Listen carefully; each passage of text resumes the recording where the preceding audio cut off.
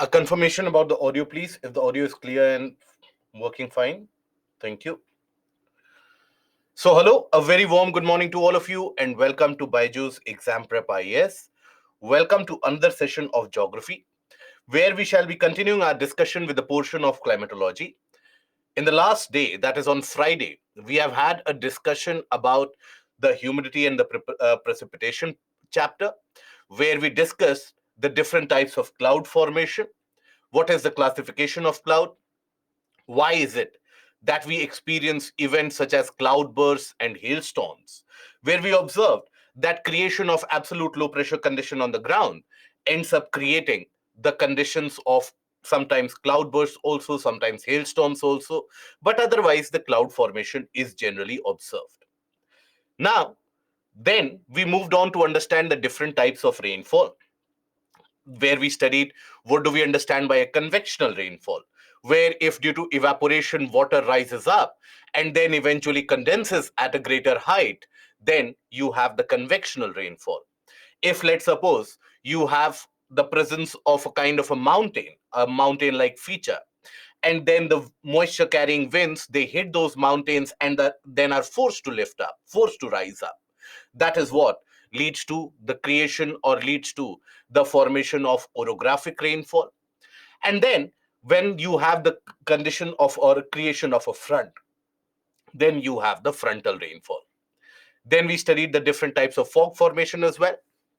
And then we moved on to understand what is air mass, what are the various different air masses, and also what are fronts. We understood the concept of frontogenesis. We also looked at the frontolysis, where we observed that once a front gets created, when a front gets created for the first time, that is what is referred to as a frontogenesis. So, what is a front? A front is when you have two large air masses, when basically they come in front of each other. Then there is that zone of transition that is created because of the difference of temperature and the properties of the air masses. You have a zone of transition, a zone of difference, which gets created, which comes into existence, and that is a front. So, as long as the air temperature or as long as the air masses will continue to maintain different temperature and different properties, you will have the existence of a front. But as soon as you have the condition where, let's suppose, the air becomes homogeneous, gains each other's properties, that is when we say it has been a death of a front, or the front has died, what is referred to as frontolysis. We also observed that during which season of the year or during which months of the year we experience frontogenesis to be in greater frequency, where we observed that during the winter months, because there is such a greater difference in temperature between the tropical and the polar regions. That is why frontogenesis happens with a greater frequency during the winter months. Now, what is it that we are going to study today? Today, we are going to take a look into the different types of fronts which are created, and also we are going to understand the type of weather pattern that we can expect in that. Then we will be studying about the cyclones, both temperate as well as tropical cyclone. Both of them are very different phenomena. A temperate cyclone is mostly created due to the dynamic conditions of pressure, where a low pressure or a high pressure gets created due to the dynamic movement of the winds. And then a tropical cyclone is created due to a thermal low pressure. And that is again something that we are going to see today. And eventually, we are going to move into certain complex atmospheric phenomena, such as Enso cycles, El Nino, La Nina, then Walker circulation, Indian Ocean dipole, Maran-Julian oscillation, and jet streams. So that is something that we are going to embark for today. So here, we start with the aspect of the types of fronts. Now, by the way, from this area also, UPSC has been continuously asking questions, and this is where the questions have been repeated both in the prelims as well as in the mains exam. So when we talk about the types of fronts, depending upon the aspect that where the front has formed, what is the movement of the cold wind, what is the movement of the warm air mass, that leads to the different types of front formation. So, stationary front. When we say stationary front, what is this? Stationary means something which is static, something which doesn't move, right? That is what stationary refers to. So, sometimes what we observe is that you have the warm air mass coming head to head with the cold air mass, but neither of them have the potential or neither of them have enough energy to push against each other.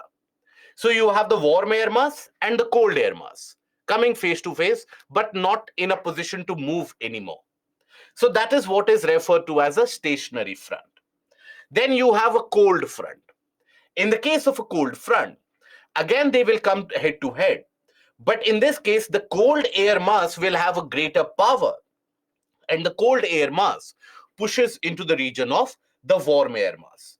Okay, so here you will find cold air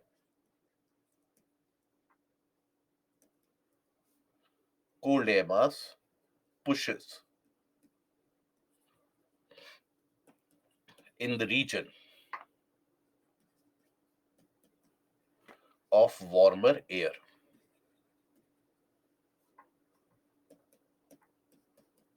Okay, and then you have, now when the cold air pushes into the region of warm air, at all points, regardless of whichever kind of a front is getting created, whichever kind of front is getting formed, at each and every position, we have to understand that it will be the cold air which will be sticking closer to the ground surface.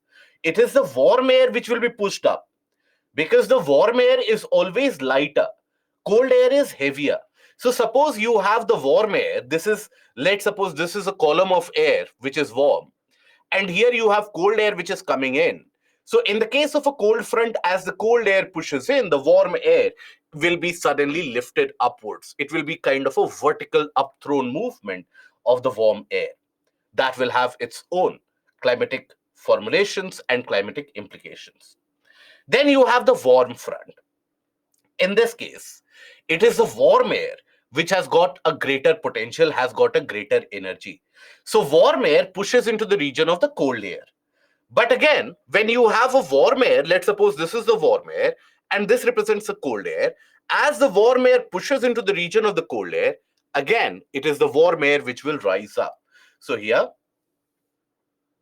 warm air pushes into the region of cold air. Okay. So that is the case with the cold front and the warm front. We'll take a look at the different type of cloud formation, different type of weather experienced in each of these in further detail. Then you also have an occluded front. Occluded means a front which is closing, a front eventually which ends up closing. So suppose here we'll take the help of a piece of paper. Suppose this piece of paper represents the edge of the cold air, and here you have warm air which is coming in.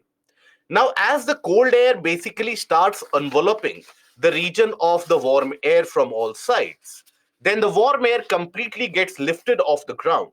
And on the ground surface, you will have the front which is closing, right? So, occluded fronts represent a kind of a front which eventually is about to close. So that is a case of occlusion. That happens when cold air envelops the ground region. So we'll take a look at that also. So this is when the front is about to close.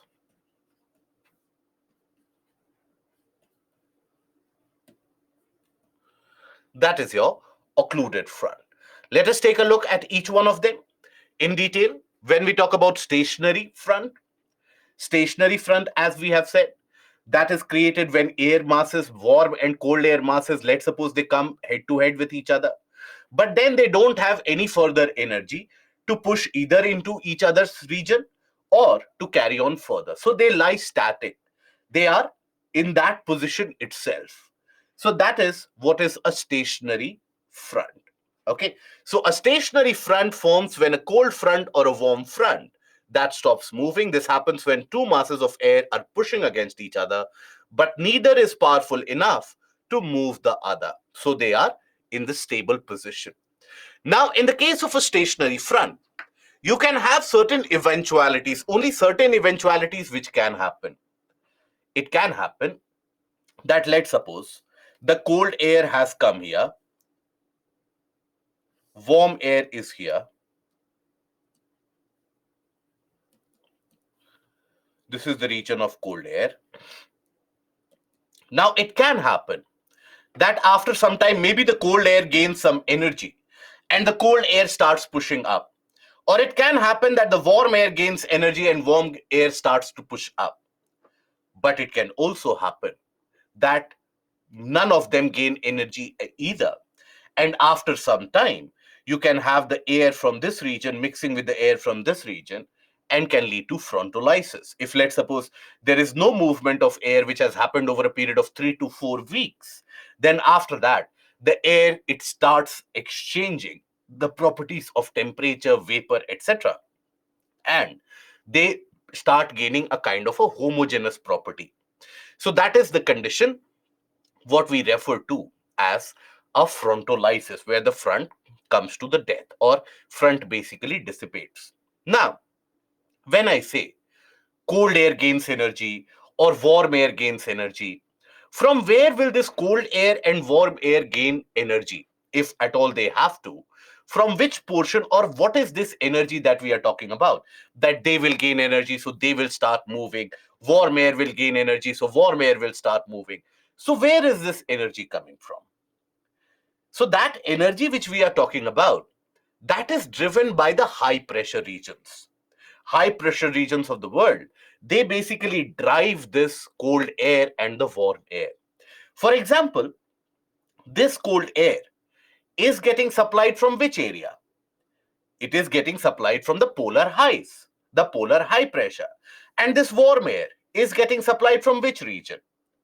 It is getting supplied from the subtropical high pressure belt, right? The horse latitudes, that is also a high pressure, but it is a dynamic high pressure, right? So cold air is basically, cold air is supplied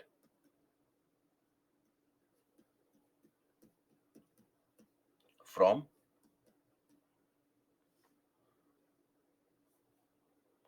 polar highs. Warm air is provided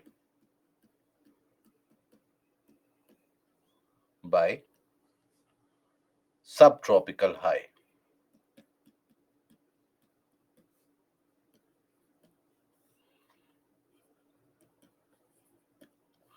Now, polar high is a thermal high pressure.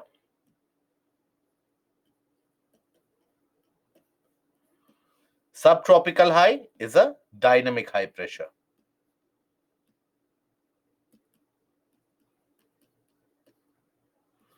Okay? Always remember, generally, if it is comparable, always remember that the thermal pressure regions, be it a thermal low, be it a thermal high, they will have a much greater intensity, much greater magnitude as compared to the dynamic lows and high pressure created. So that is why the thermal low pressure, the thermal high pressure, they always are going to be much stronger as compared to a dynamic pressure region created in that area.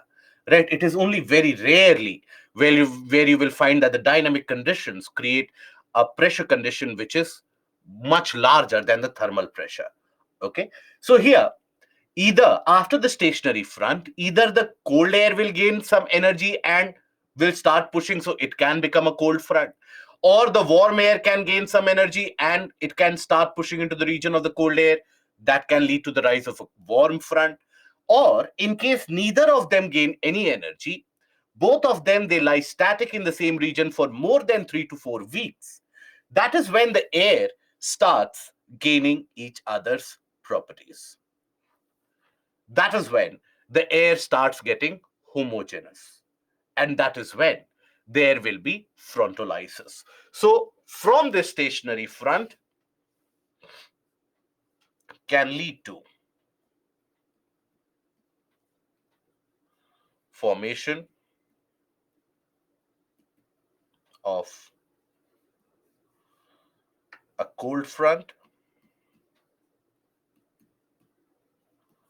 or a warm front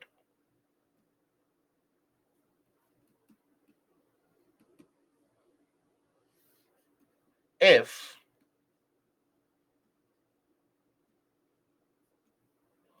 the air masses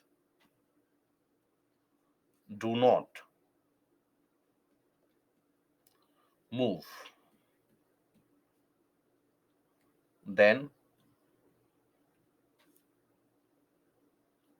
they gain each other's properties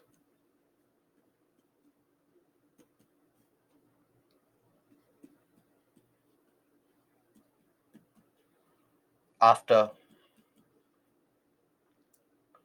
2 to 3 weeks, and that leads to frontolysis.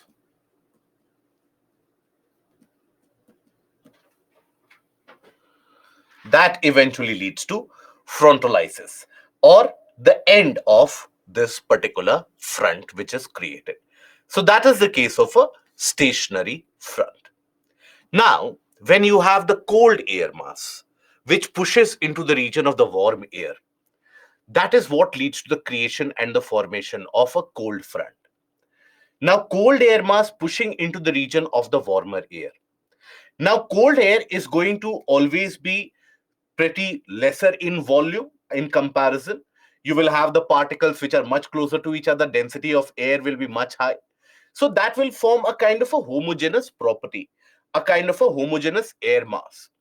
Now, that cold air, regardless of whether it is moving against the warm air or whether the warm air is moving against the cold air, generally, the cold air mass remains in its original position. It is the warm air which gets uplifted upwards. So think about it. In a region, if this is the warm air, here the cold air is coming. The warm air will almost be vertically upthrown because of that incline of the cold air coming into the region. So suppose you have the cold air, this is your cold air. Okay.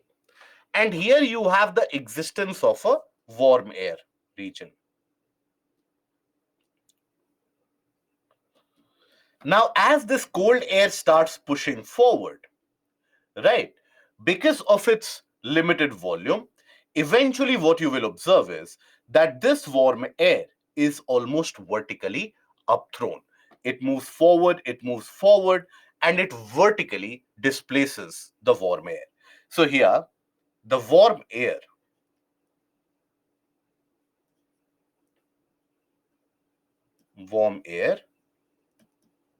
is thrown upwards almost vertically.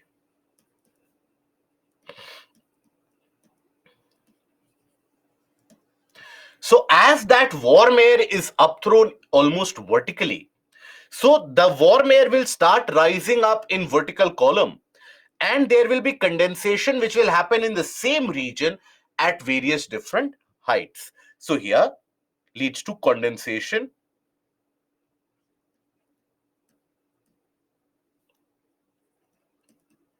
in the same region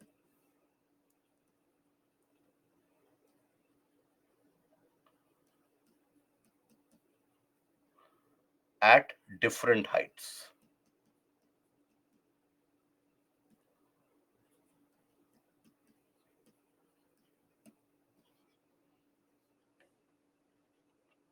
Okay, so that is where condensation happens in the same region at different heights. So think about it. If the warm air is upthrown vertically, there is condensation happening at different heights. So what will be the climatic phenomena? First of all, that will lead to formation of a multi-layered cloud. So it leads to formation of, so when we talk about climatic,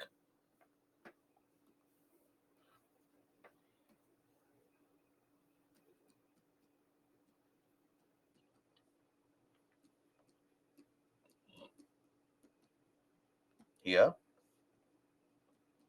you have formation of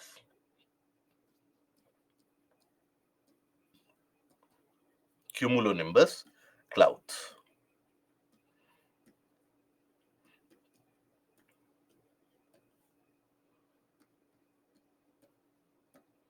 Formation of cumulonimbus clouds will be observed, right? So cumulonimbus clouds are always associated with thunder and lightning,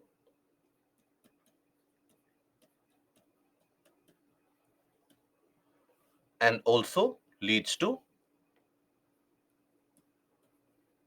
heavy downpour, heavy rains, right?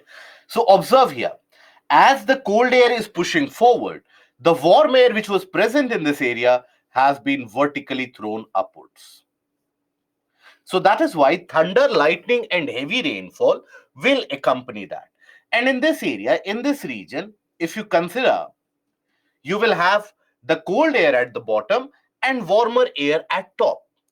Now, what is this atmospheric condition known as? When you have cold air at the bottom near the ground surface and warm air at the top. What is this atmospheric condition known as? Let me see. Temperature inversion, good. Which kind of a temperature inversion are we talking about? No. Good, Sarthak. Very good. Ziba, correct. Dunesh, Shalu, good. So it is a kind of a frontal inversion. Yes, Dhyan. So it is a kind of a frontal inversion. Labs rate. Okay. Clearly too much of confusion in your mind. I'm not going to explore that amount of confusion. You have to deal with that confusion on your own. So here leads to frontal inversion.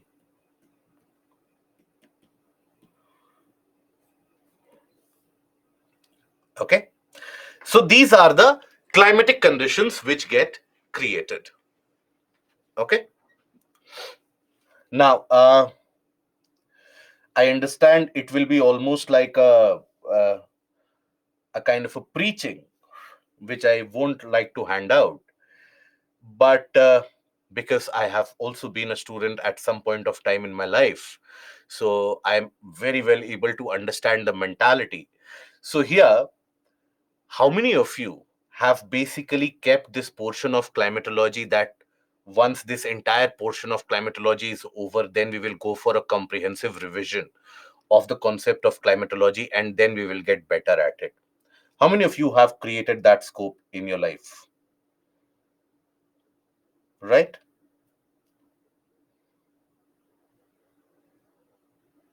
Good number of people. Yeah. Okay.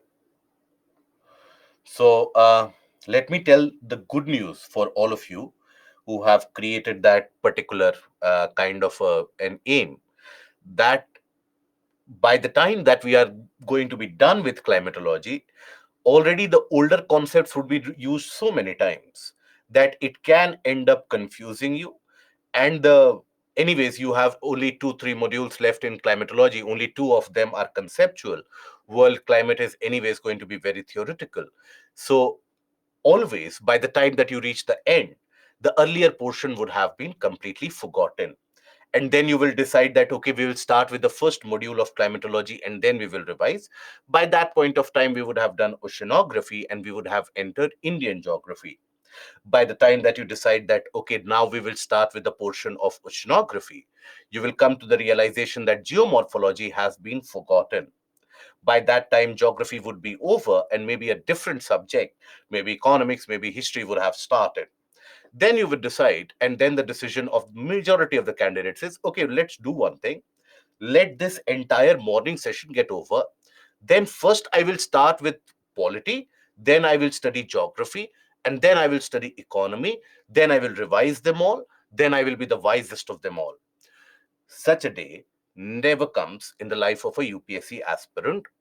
If you don't trust me, everybody, by the way, every UPSC aspirant feels that I am different, that regardless of whatever the masses are doing, I am different because I am intelligent, I am smarter, I know how to deal with these particular problems. But trust me, as has been the experience for almost a decade and more, every candidate is the same. Almost every candidate is the same. I'm not talking about those with a photographic memory, but every candidate is the same. You tend to forget things very, very soon. So please don't let this happen. Otherwise, all this energy that you are putting in, or even if you are not putting in energy, simply waking up early in the morning and being attentive enough to attend the classes, you can do better things in life, I am sure. Now, Chandrajyoti, why condensation at same region at different height in this case? Understand, here you have the warm air column. The cold air is completely going to move in. Now, as the cold air rushes in, the warm air will be uplifted here itself. More cold air will be rushed in. From here also, warm air will be uplifted here itself. So that is why in the same region, the warm air is displaced almost vertically upwards. So that is why you have the condition of a cold front, where in the same region, you have condensation happening in the various different heights. I hope that is understood. If warm air cannot carry moisture, warm air is able to carry moisture. Why won't warm air will be able to carry moisture? In fact, warm air will have a greater potential to carry moisture as compared to the cold air. Why? Because in warm air, the carrying capacity is higher. Okay. Fronts can extend for thousands of kilometers, hundreds of kilometers easily. Okay. In stationary, cold and warm air are exchanged in each other. They are, Anjali, they are static. They are stable with respect to each other. None of them are able to move. So after that, maybe a cold air or a warm air gains some energy, so they start moving against each other. That can happen. Or it can also happen where none of them are able to move for the next 21, 25 days. So they cold air start getting warmer, warm air starts getting cooler, and you have the end of a front where basically the air becomes homogeneous. Okay. And can we say that carrying capacity decreases in cold front? Absolutely. Yes, Rohit. Nikhil, what is the best way of doing revision so that we take the live class? Do it on a daily basis, or at least if you have a 3-day gap, do revise these. These are the opportunities basically where you also want to relax quite significantly, that I have a gap, so I will chill out. But that is where you need to have these gaps in order to revise. Otherwise, if you are not able to revise it on a daily basis, then that is the only way out. Revising at the end of 24 modules is a very far-fetched idea, my dear friend. Shalu, the winds are westerlies and polar easterlies. Yes, that is true. That is correct. Now, here, then we have a warm front. And observe, Chandrajyoti, you had a question about why in the same region the condensation is happening. Observe how in this region, or in this case, also condensation will happen, but in a different manner. Here, you have the warm air which has got greater energy, and warm air actually pushes into the region of the cold air. Okay, so warm air mass pushes into a cooler air mass. Now think about it. Here, let's suppose you have the cold air mass.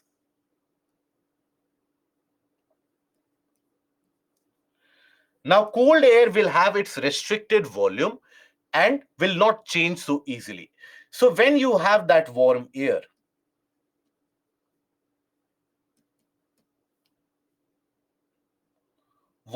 as it comes, basically it experiences this incline and it rises up, but it rises up in a kind of an inclined manner across an incline overall.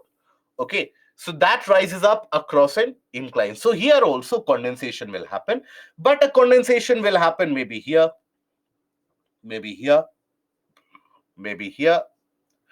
So condensation will happen at different heights, but will spread over an area.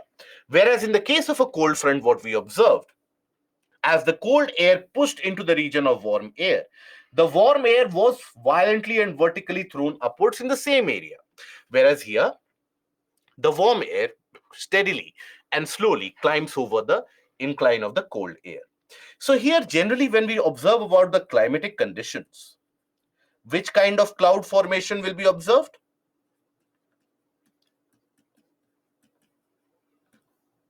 Here, good. Stratus cloud formation. Cloud formations. And when you have the stratus cloud formations, that basically here, now generally in the case of stratus cloud, we don't experience sudden heavy intensity of rainfall. Rather, we experience a steady, continuous kind of a rainfall which is observed. So steady, continuous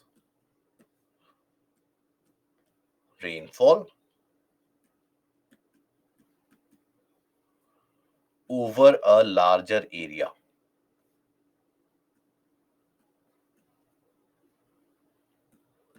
Okay, so that is what you generally observe in the case of a cold front, a warm front. Okay, now this also leads to a condition of a frontal inversion here, where you have the cold air at the bottom, warm air at the top. So here also it will lead to the condition of a frontal inversion. And all these kind of rainfall, they will fall in which category? Convectional, orographic, or frontal? All of this rainfall will come into the category of frontal rainfall.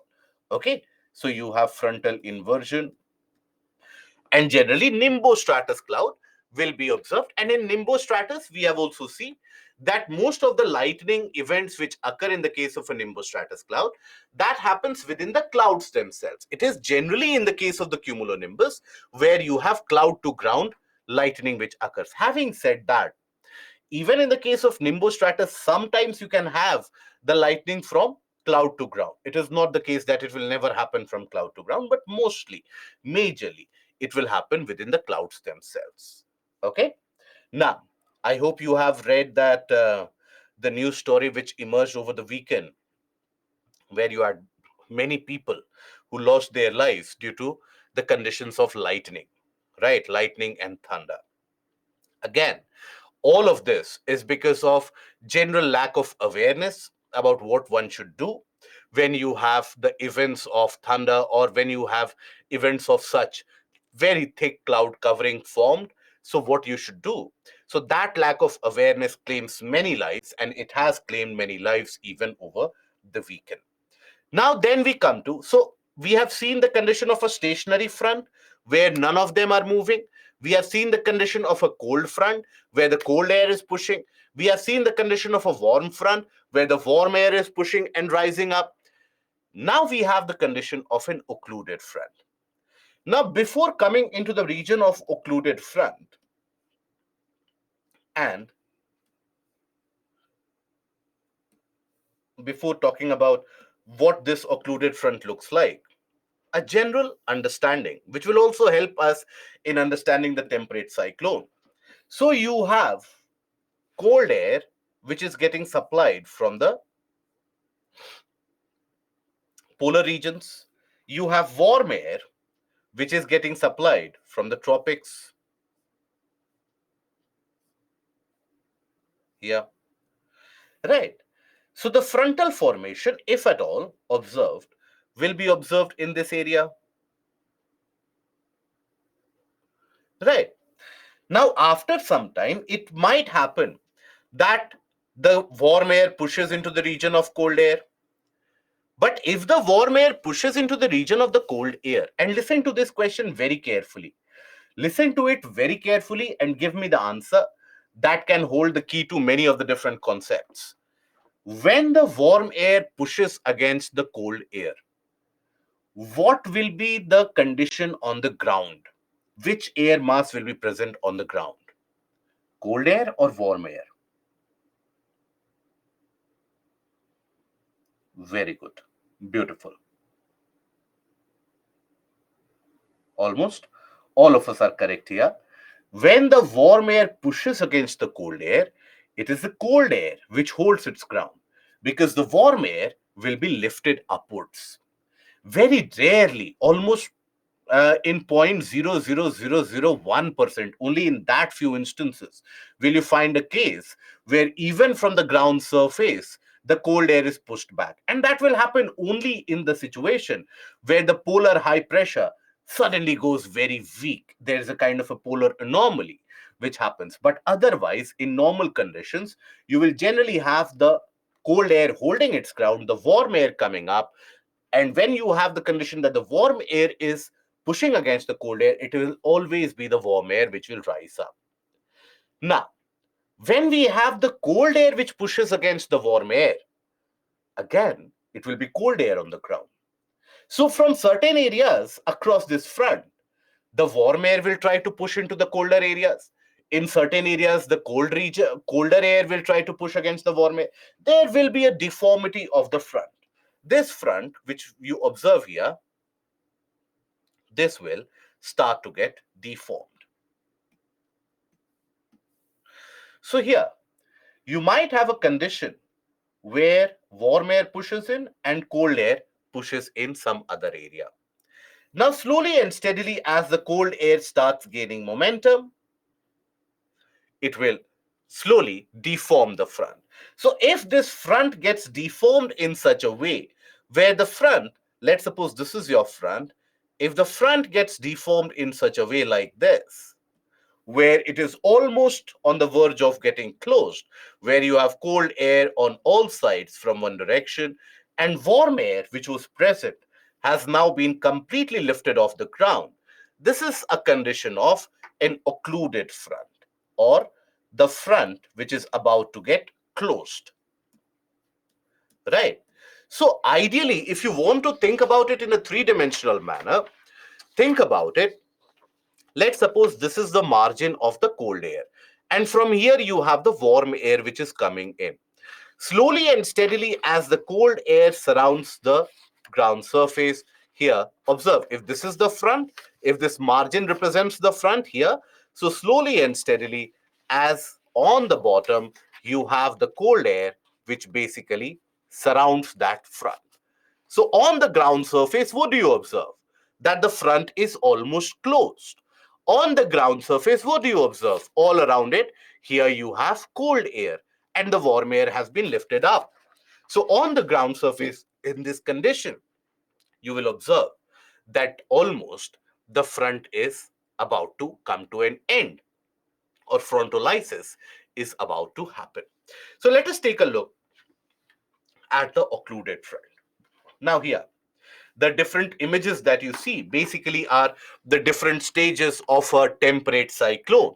So we will study about this in detail in the next few minutes. But basically, don't get deviated by this or distracted by this. Observe how initially you have a stationary front. This is your stationary front condition. Then the fronts, they start getting deformed. As warm air masses, they try to push in a region, cold air masses, they try to push in another area. The frontal deformation further gets exaggerated with the passage of time. You have creation of low pressure centers, etc., which we will study in detail. Then eventually observe how the front begins to close down. Observe this stage. The front begins to close down from all sides. Why? Because wherever you had the warm air, even in the case of the warm front, the warm air is getting lifted upwards, whereas the cold air stays on the ground. And meanwhile, in the region of the cold front, anyways, the cold air is advancing forward. So observe this particular part of the image very carefully. Observe this portion on the sides. I hope you are able to see this. Right? So observe how initially in this stage, this was the extent of the cold air. Observe how in this stage the extent of the cold air slightly increased. And observe in this stage how on the ground surface, now you only have the cold air. The warm air is completely lifted upwards. So occluded front is basically the stage of closing of the front. Why does this happen? Happens when the Vormir is completely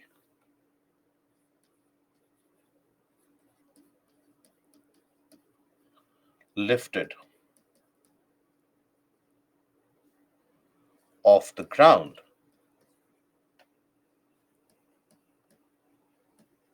Okay? The Vormir is completely lifted off the ground, and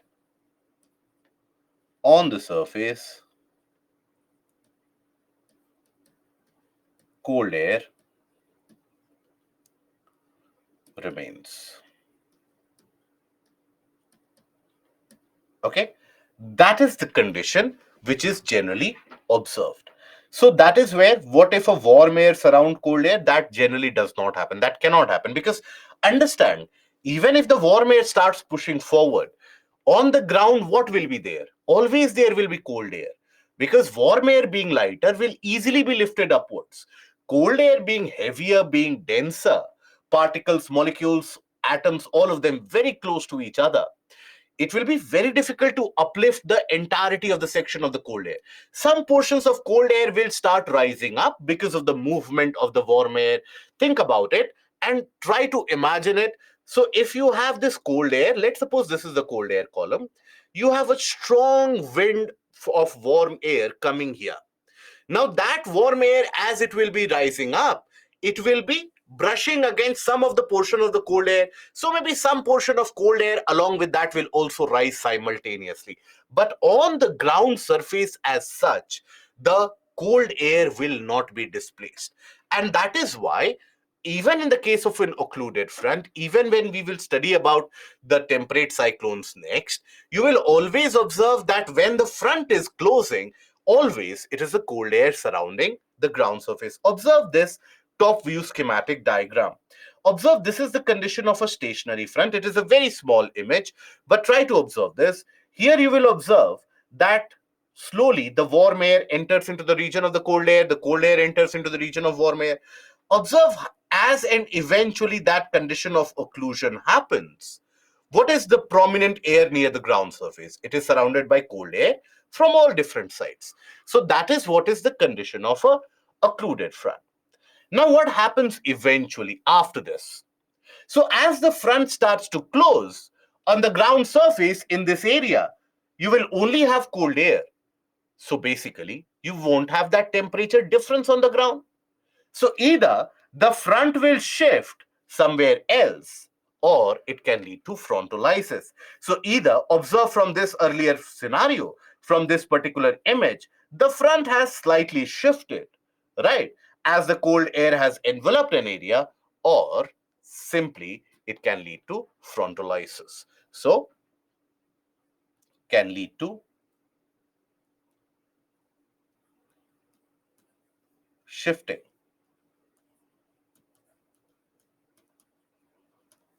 of the front, or can lead to frontolysis.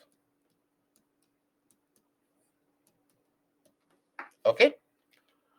Anjali, under the ground surface are always present near the ground surface. In this case, when the cold air, Anjali, is generally pushing against the warm air will always be uplifted, right? Either when the warm air is pushing against the cold air, it will always be the warm air which is uplifted. That is why we say that in these cases, always near the ground surface, it is the cold air around the region of the front, right? That is only in the case of the front. Near the ground surface, cold air remains.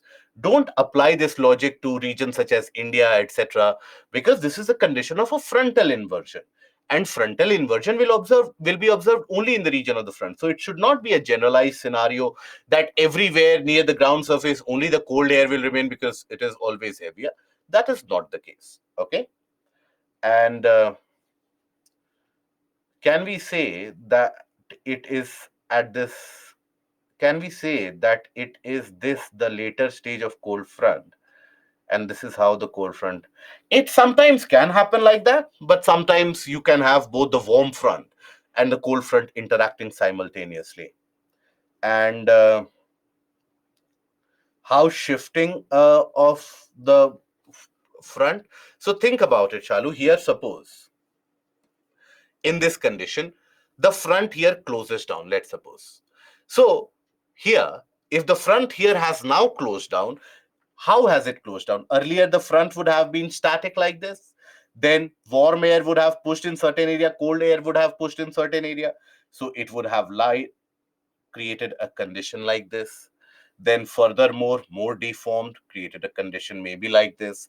More deformed, created a condition maybe like this.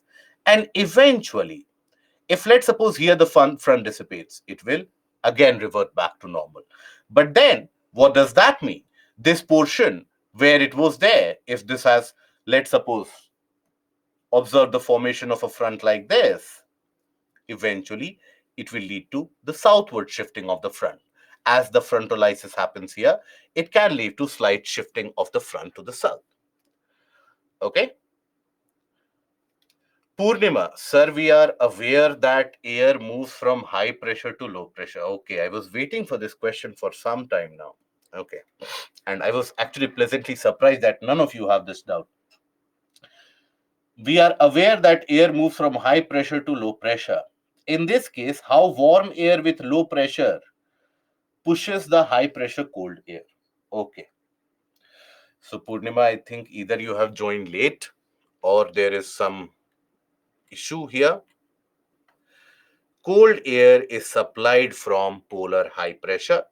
Warm air is provided by the subtropical high pressure. Are we aware about the subtropical high pressure, Purnima? Are we aware about that? What is subtropical high pressure? It is created around 30 degrees north and south. And from there, you have the westerlies getting supplied to the region of the subpolar area, the subpolar low. I hope we have not forgotten the tricellular model of circulation, because from now on, for the next 3 modules, tricellular model of circulation will be, it is expected out of you that it is almost on the tip of your tongue. So, in the tricellular model of circulation, we had seen that you have a high pressure, a dynamic high pressure created at 30 degrees, a thermal high pressure created at 90 degrees. Both these air masses, they will converge at around 60 degrees. Are we aware of that? Or have we left it for revision? Okay.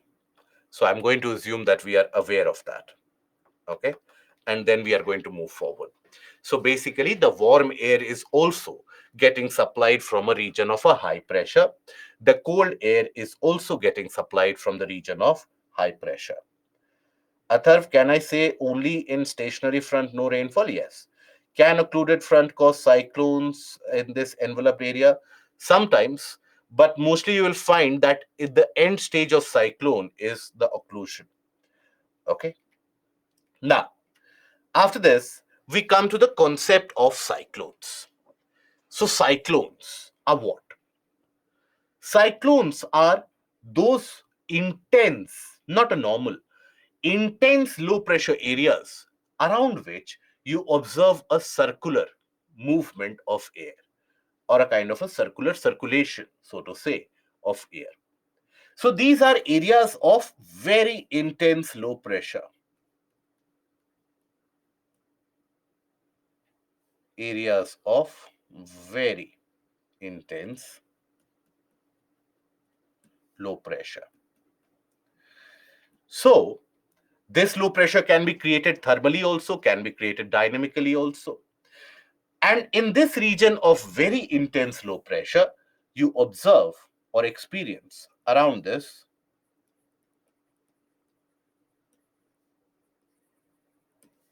circular rise of air can be experienced. depending upon where it is getting created. Is it getting created in the tropical area? Is it getting created in the temperate region? You have two different types of cyclones. You have what is referred to as temperate cyclone,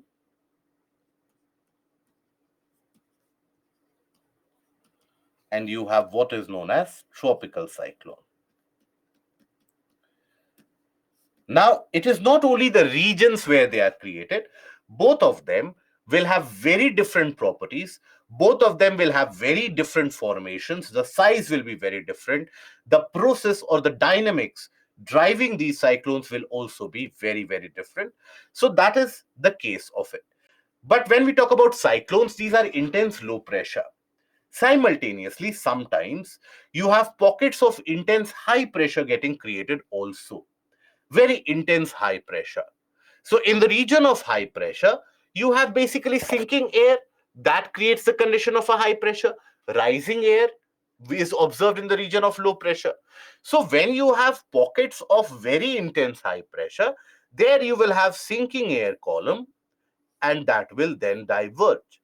So this is the opposite of cyclone, because in the case of a cyclone, air will come from all direction, will rise up in a kind of a spiral manner, almost in a kind of a spiral circulation.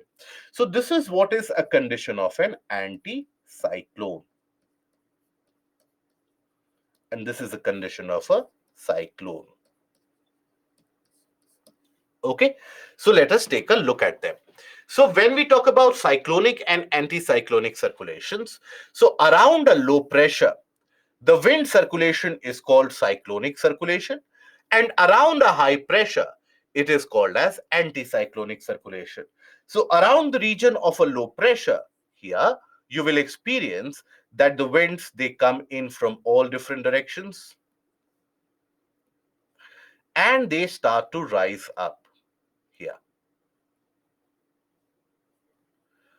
Now rising air column will eventually cool down and will lead to condensation. That is why anytime when you observe the rising air column, it will lead to cloud formation, rainfall activities, etc. But wherever you have sinking air column, it will lead to the warming process. And here at the base, you have very high pressure. So that is why anticyclonic conditions, no rains at all. So in this region, no rains and clear sky. Okay, no rainfall at all and a kind of a clear sky. Now, this is the top view that you assume, that you observe in the case of a cyclone, where you will observe basically the cloud formations, the cloud formations in a kind of a spiral. This entire spiral in itself is going to move in a certain direction or is also going to rotate. But when we talk about cyclonic circulations, a cyclonic circulation in a northern hemisphere happens in a different direction as compared to cyclonic circulation in the southern hemisphere. Okay. So when we talk about a circulation of cyclone, it will always be around intense low pressure. Intense low pressure. So here, when we talk about the northern hemisphere, in the case of a northern hemisphere, you will observe, let's suppose this is a low pressure. Low pressure will attract winds from all sides. It will be attracting winds from all different directions, right? But all these winds will experience a kind of a Coriolis effect. Now they will bend in a rightward direction. So all these winds, they will be bending in the rightward direction. Shalu, never try to learn this clockwise or anti-clockwise. If you try to learn this, it will lead to errors. It will lead to mistakes. Form this circulation on your own. You will be able to retain it for a longer period of time. Now, this is a kind of a circulation which will be observed. All the winds will be basically diverted to the right because we are in the northern hemisphere. Why diverted to the right? Because of the Coriolis effect. So, if let's suppose, as an individual, I make you stand at the center of the low pressure and I ask you to repeat or observe how is the air moving around the low pressure. So, how will the air be moving around the low pressure? Around the low pressure, the air will be moving in this direction. Now, this is your clockwise or anti-clockwise. This is your anti-clockwise circulation, isn't it? Anti-clockwise. Okay, so here you have, let's suppose the low pressure, the air will be moving in an anti-clockwise direction. Now, what about the southern hemisphere? When we talk about southern hemisphere, in that case also around the low pressure, the winds will be converging from all directions. But we do know that due to Coriolis force or due to Coriolis effect, the wind basically, when we talk about the wind in the southern hemisphere, they will be diverting to the left, isn't it? Or rather, here, they will be diverting to the left.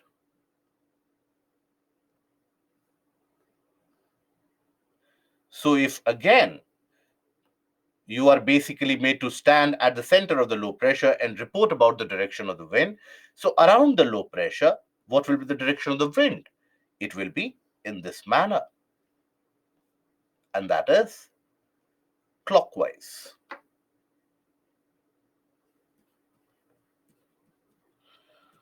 Clockwise, Seema, means how a clock operates. How you observe in a clock from whichever direction that you are facing, from 12, 1, 2, 3, 4, 5, 6, 7, 8, 9, 10, 11, 12, that is clockwise. The opposite of it, that is anti-clockwise. It has got nothing west to east, east to west, nothing like that. Are we aware about clockwise and anti-clockwise? Any doubt in clockwise and anti-clockwise? Okay, good. So that is where in the southern hemisphere, you will observe around the region of the low pressure, you will observe a kind of a clockwise circulation. Okay, so the same low pressure created in the northern hemisphere will lead to a different circulation of air, and the same low pressure created in the southern hemisphere will lead to a different circulation of air which is gained. Okay, now then coming to the case of an anticyclone. What is an anticyclone? And Rishika, all that panic that you were having, please reply my answer. Now listen to this carefully. When we talk about an anticyclone, so a cyclone was created when you had an intense low pressure on the ground. But sometimes you can also have very intense high pressure on the ground. Due to maybe excessive cooling, it might lead to very cold temperature, or certain dynamic factors also. Maybe you have a sinking of air.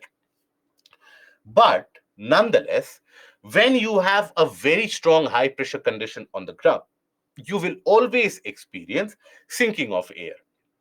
And the air, if let's suppose the high pressure extends over a wide area, so the sinking of air, basically the air will get dispersed in different directions, right? But what if you have that high pressure restricted in a kind of a small region?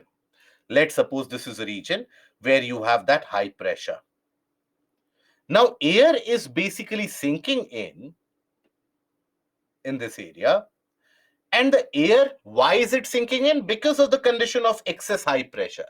And from here, the air basically will be pushed in all different directions. So that is a condition of an anticyclone. Okay, it is not the case that an anticyclone is there, now you will have the condition of a high pressure on the ground. No, that is not how it happens. It is basically the high pressure in a restricted area which leads to not only sinking of air, but then movement of air, origin of air from that area outwards, That is what is an anticyclonic condition. So here in this case, high pressure is at the center, and the winds, they basically move from that region of high pressure outwards. So the winds move from the high pressure outwards.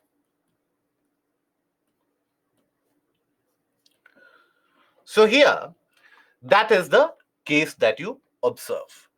Now, here, in which direction will the winds move? So again, the same logic. When you have the northern, now observe, this is the top view of a region of an anticyclone, where you observe there are clouds on all the sides, but here you observe a distinct lack of cloud. Why do you think that is the case? That is because here the air is sinking. From all different directions, the air is virtually sinking in this area. Okay, so that is at the center of this, on the ground surface, you would have a condition of a high pressure. So the air sinks in that area around that high pressure, and from that high pressure, the air basically moves outwards. So let's suppose here we consider the region of high pressure. It can be warm air also sometimes, it can be cold air also sometimes. But mostly in the case of anticyclones, it is the cold air, but sometimes it can also be the warmer air. It can happen, for example, around 30 degrees latitudes, etc. That is where you have the sinking air column.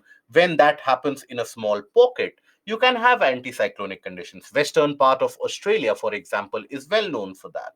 Now, western part of Australia in the region of the Indian Ocean, now, that is where you have very cold ocean water and cold ocean currents. Now, that cold ocean currents leads to high pressure on the ground surface. So it is around the region around 30 degrees. So you have more of the air from above, upper atmosphere, sinking in that area. So on the ground surface, as that air will hit, it will then move in all different directions. So it basically is dependent on the ground conditions or the surface conditions. Sometimes you can have events such as jet streams, etc., which can also fuel it, but that is a concept for a very different analysis of climatology. I don't want you to get involved in. Okay, so here basically around that high pressure, the winds will be supplied and will move out in all different directions.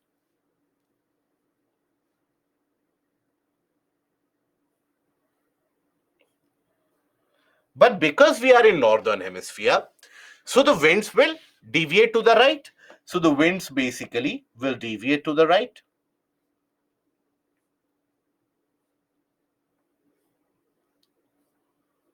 So as an individual, this time I make you stand some other place on the hill, and I ask you to observe this. So what kind of circulation will be there? So around that high pressure,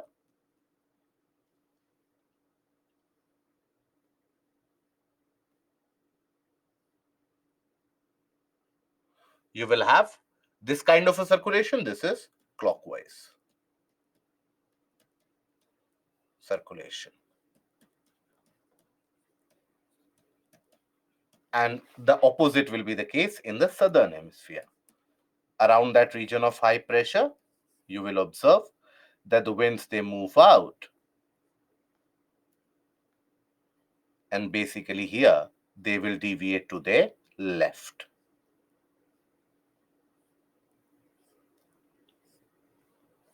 So this kind of a circulation will be anti-clockwise.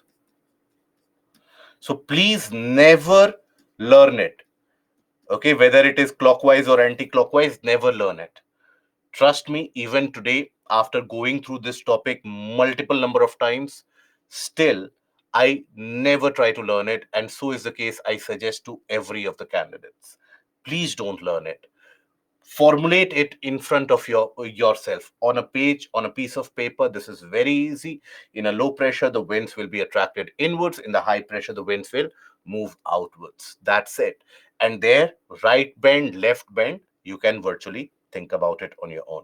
Okay, so that is basically the condition of an anticyclone. A cyclonic condition will always have a very dense cloud formation because that is where you have the rising air. An anticyclonic condition will be very dry, no rainfall at all, right? So in these conditions, very dry and no rains in the area of high pressure, right? Because when you have the sinking air, in that case, cloud formation can never happen. Cloud formation will always happen when you have a rising air, so that the air will cool down, lead to condensation, and lead to eventual cloud formation. Having said that, and having said this particular aspect, if you think about it, let's suppose here you have a landmass. Let's suppose this is your land, this is your sea. Now, in case you have a high pressure formed over here, now this will lead to winds originating from that high pressure. So this can cause rainfall when they reach the land, because then these winds will be onshore winds, right? But when this, only in these instances, they can lead to rainfall over the land. But otherwise, around these centers of high pressure, you won't find or you won't experience occurrence of rainfall. Okay, I hope that is understood.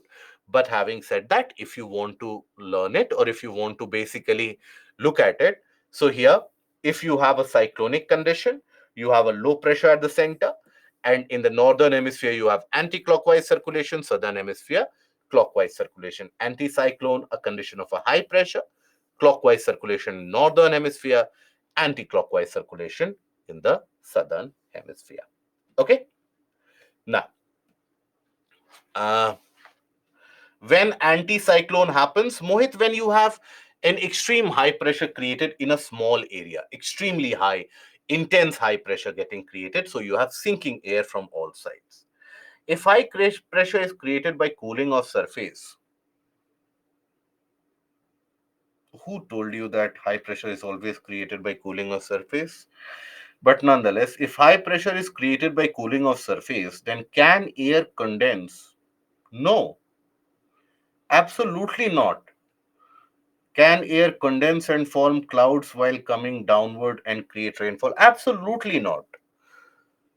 Think about it. Why will the air? So, you are talking about a scenario, and understand this. I understand many of you will have this doubt, just that many of you don't have the courage to ask. So, basically, if you have this doubt, that sinking air, they should ideally bring rainfall. Rainfall also comes downward, cloud formation should be there. When does cloud formation happen? When the air loses temperature. When the air cools down, it will reach the point of saturation. If it cools down beyond that, only then condensation will be initiated. Now, in condition when you have a sinking air, let's suppose, when will the air sink? It will sink only in the condition when this is colder and this is warmer, right? Otherwise, can a warm air on top and cold air at bottom, can this lead to sinking ever? Will that warm air be pushed into the region of cold air ever?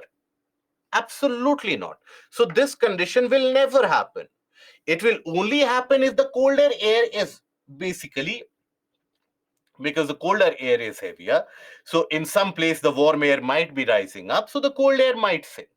So when you have sinking, colder air might sink, or you have the condition of a dynamic pressure, high pressure also. But nonetheless, in either of these cases, as it starts sinking, what will happen to the temperature of the air? As the air sinks, the temperature of the air, will it rise up? Will it fall? What do you think? Always, when the air is sinking, it will lead to rise in temperature. Why? There is an adiabatic compression which goes on. Why? Because the air is getting pushed into the region of very high air density. So this will get warmer. higher temperature. And can there will be condensation if the temperature is high? No, condensation will happen when the temperature is low. In other instance, let's suppose in an area where we talk about the dynamic high pressure, here also, let's suppose you have a sinking air because there is convergence on top. Here we are not even considering temperature on the ground, etc. But nonetheless, even here when you have the sinking air, what will happen to the air temperature? Temperature increases. Why? Adiabatic compression. That is why sinking air column will never ever lead to cloud formation. Always the cloud formation that you observe will always be created by a rising air column. Any doubts that we have in this particular concept? Good. How high pressure is created? For that, kindly take a look at module 7 rather. Take a detailed idea about it, and that would be sufficient. What is high pressure? Why high pressure is created? What is low pressure? Why low pressure is created? Where do we have low pressure? Is it only controlled by temperature, or is it controlled by movement of winds also? Take a detailed revision of that. It will be clearer. Okay. So again, understand, whenever you have cloud formation, for formation of cloud, what is required? The air needs to cool down, and the air needs to cool down quite substantially. Only then will the air be able to reach the point of saturation. Point of saturation is what? When the relative humidity is 100%. That is the point of saturation. And if the air cools down beyond that, that is when condensation will happen. It is that condensation which leads to cloud formation.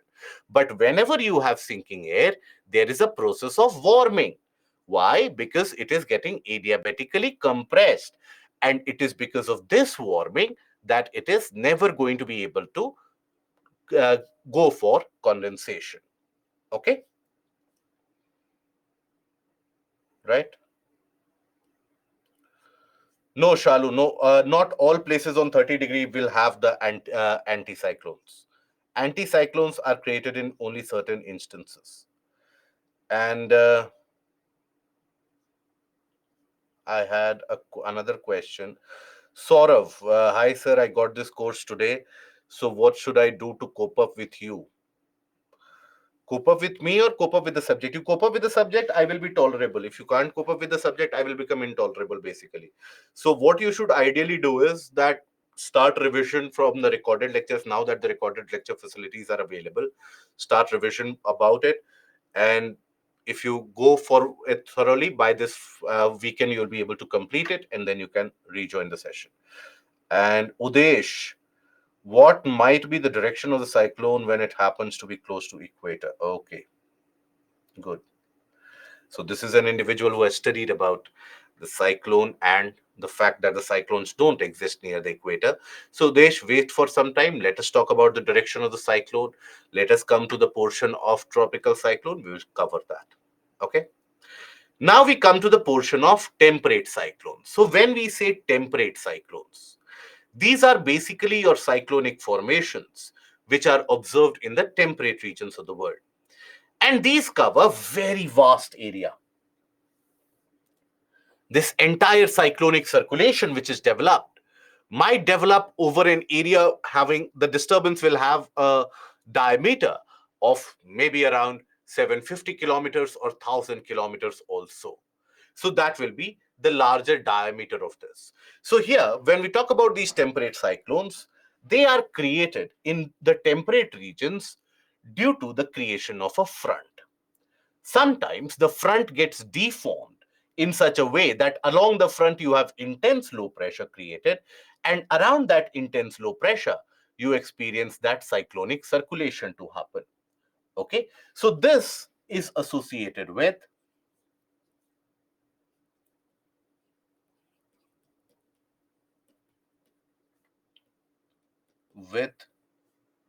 frontogenesis. Okay, so basically For the creation of a front, you have to understand that when this front gets created, not all the fronts can develop into a cyclone. But for a temperate cyclone to get created, always a front is necessary. Please don't get confused in the words. I will repeat it again. For the formation of a temperate cyclone, always a front is required, but does not mean that every front will develop into a temperate cyclone. It might happen that a front simply develops into a cold front or a warm front and dissipates thereafter. But sometimes the fronts can get deformed and can lead to cyclonic formations. So here, front formation is essential. Formation and deformation is essential for development of this cyclone. Having said that, however, not every front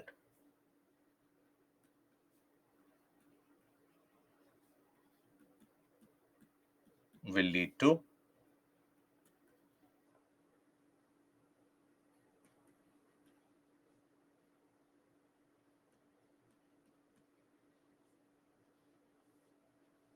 okay.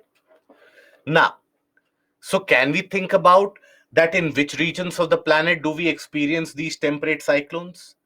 If we have the clue that frontal formation is a must, can we come to a conclusion that in which regions of the planet do we experience this cyclones to be prominent? It will be in the mid latitudes, because frontal formation, it is not observed in the tropics, it is observed around 40 to 60 degrees, right? So experienced in the mid latitudes. Very good.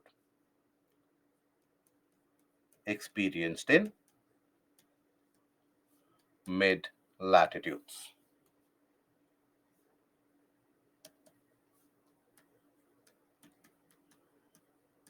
Okay. Now, in which season of the year will they be very prominently observed, very frequently observed? In which particular season? Will it be summer or will it be winter? Beautiful. It will be in the winter season. And why is that the case? Because as we have seen earlier, frontal formation is much more prominent during the winters. And why is that? Because that is when the temperature difference between the polar and the tropical air is the maximum. So that is why you will observe the frontal formation to be much more frequent during winter. And because you have more fronts created, so many of them will get deformed or distorted to form a cyclone. So hence, experienced more occurs more frequently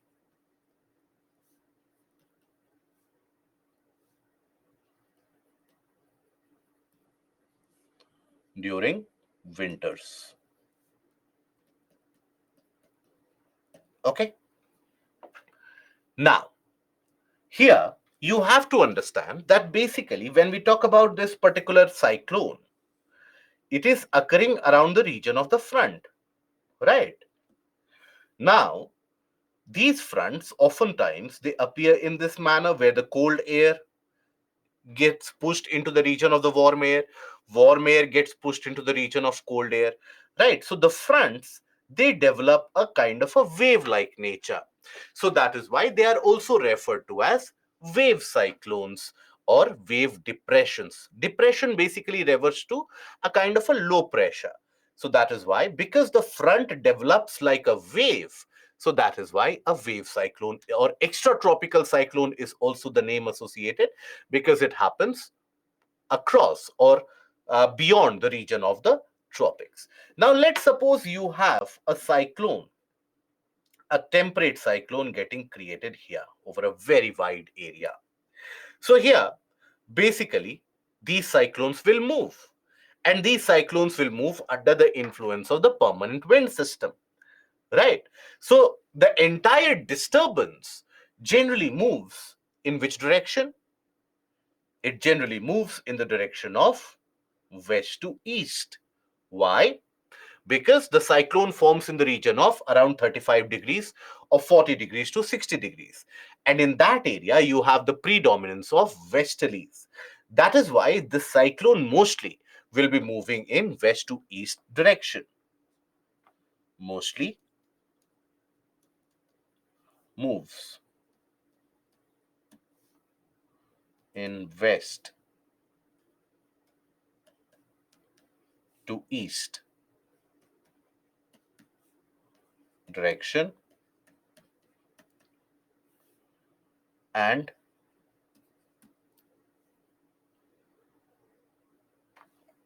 or rather under the influence of westerlies.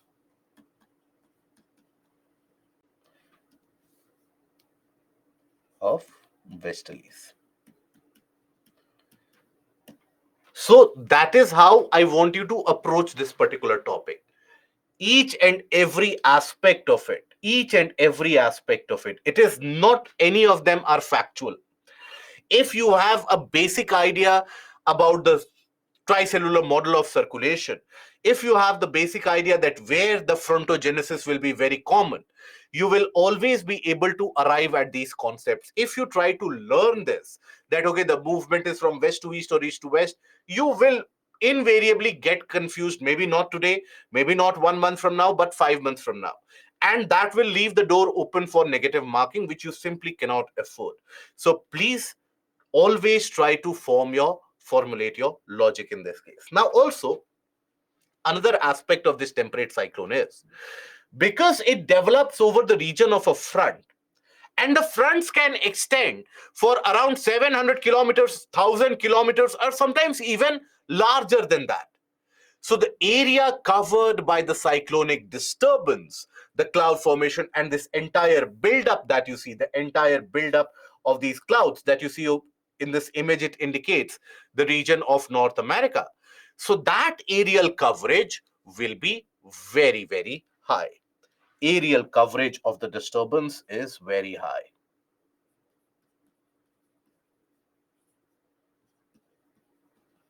Coverage of the disturbance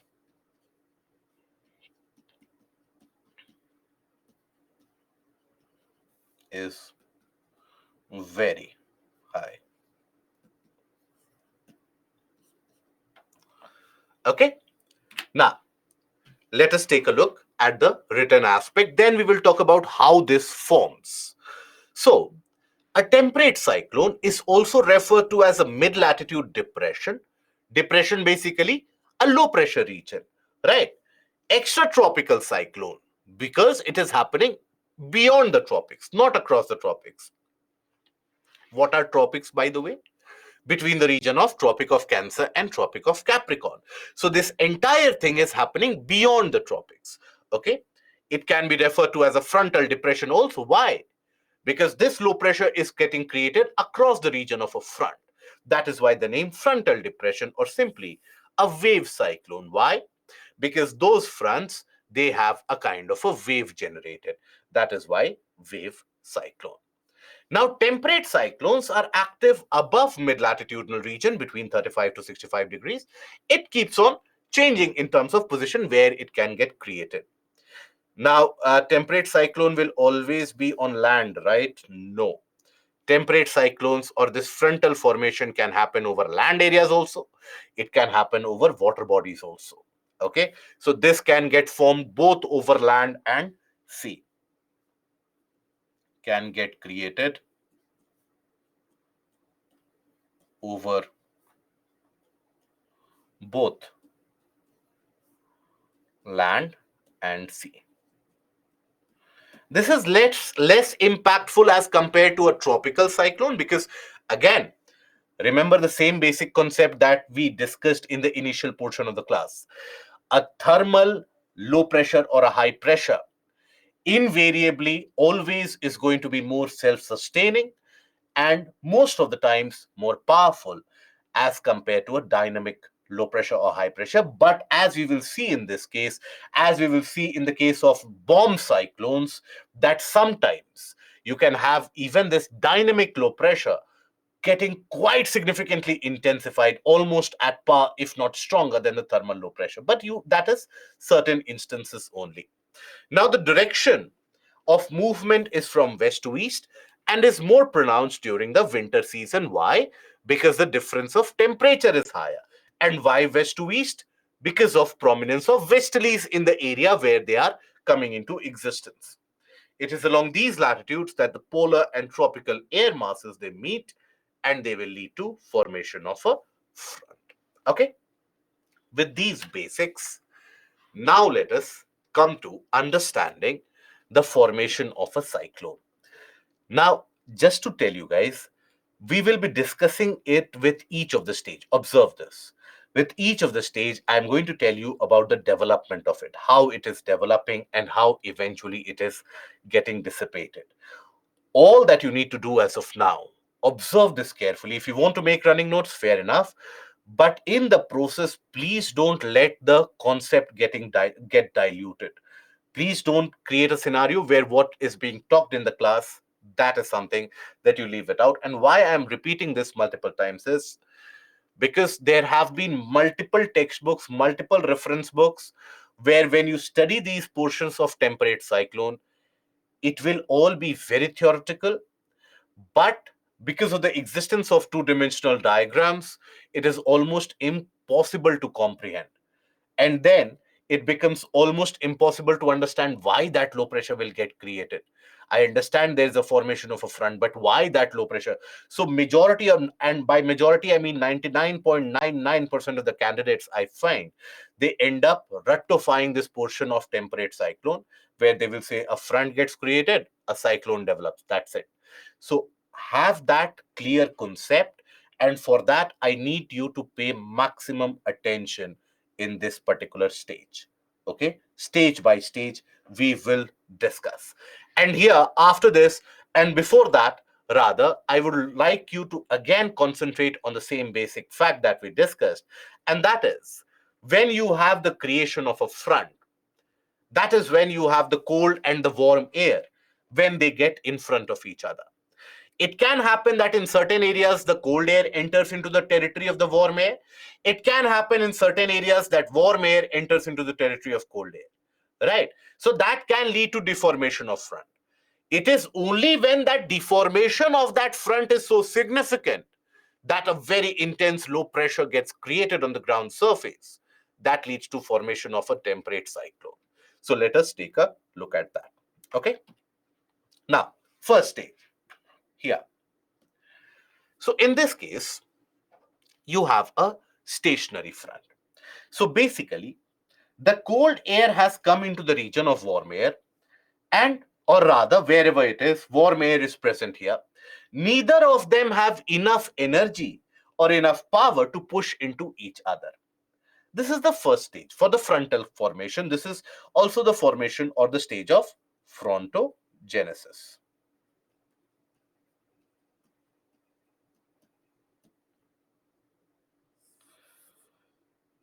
There is cold air at the ground, then how low pressure is created?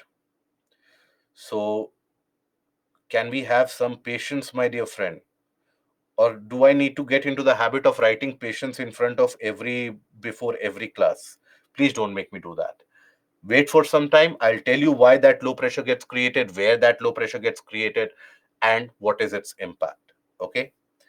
Now, every front will not create a cyclone. Only certain fronts can lead to the formation of a cyclone. Again, have patience. Here, at this stage of a stationary front, two things can happen. Either any of the cold or warm air mass can gain energy and can lead to the formation of a warm or a cold front, or none of them gain either any kind of an energy, and cold air basically becomes slightly warmer, warm air becomes slightly cooler. They lose temperature, they become homogeneous. It can lead to frontolysis, dissipation of the front, no cyclone formation. Okay, so at this particular stage, at this stage, either of the air masses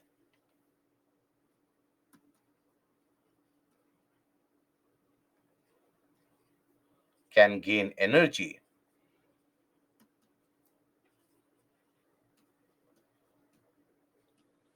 right, and can lead to deformation of the front.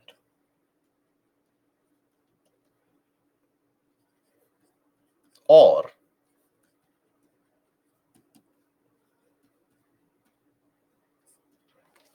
you can have warm air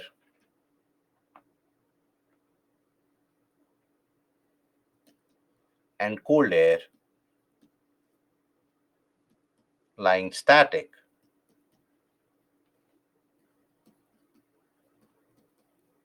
leading to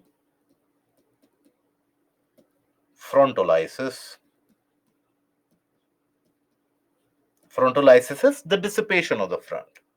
Frontolysis after 2 to 3 weeks. In this case, no cyclone.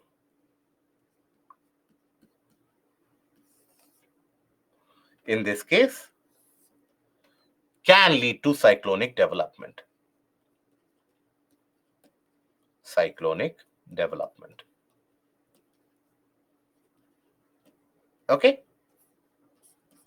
So this is the first stage, basically the formation of a front. As we have seen, for every temperate cyclone, a frontal formation is required. But again, I will repeat, does not mean that every frontal formation will lead to the development of a cyclone. Let's assume we talk about the first case. We don't talk about the second case, which leads to frontolysis. Let's assume we talk about the first case, where the warm air tries to push into the region of the cold air. Cold air tries to push into the region of warm air. Let's assume. Now, as this happens, what will happen to the front, the shape of the front? Obviously, the shape will get deformed. So that is when the initiation starts to happen. The shape of the front starts to get deformed. Okay, so that is the stage 2. As you will observe, the cold air has started pushing into the region of warm air, and warm air basically has started pushing in a different direction into the region of the cold air, right? So this is where you have the initiation of development. Now, the region where the cold air is pushing, what kind of a front will get created here? At this region and at this region, if I name this A, if I name this B, what kind of a front will get created at A and what kind of front will get created at B? Are we aware? Cold front at A, warm front at B. Very good. So here, as the cold air pushes into the region of warm air, and as the warm air pushes into the region of the cold air, that is when you have the simultaneous development of two fronts. From an earlier position of a stationary front, we are looking at the simultaneous development of two fronts, right? So here we observe simultaneous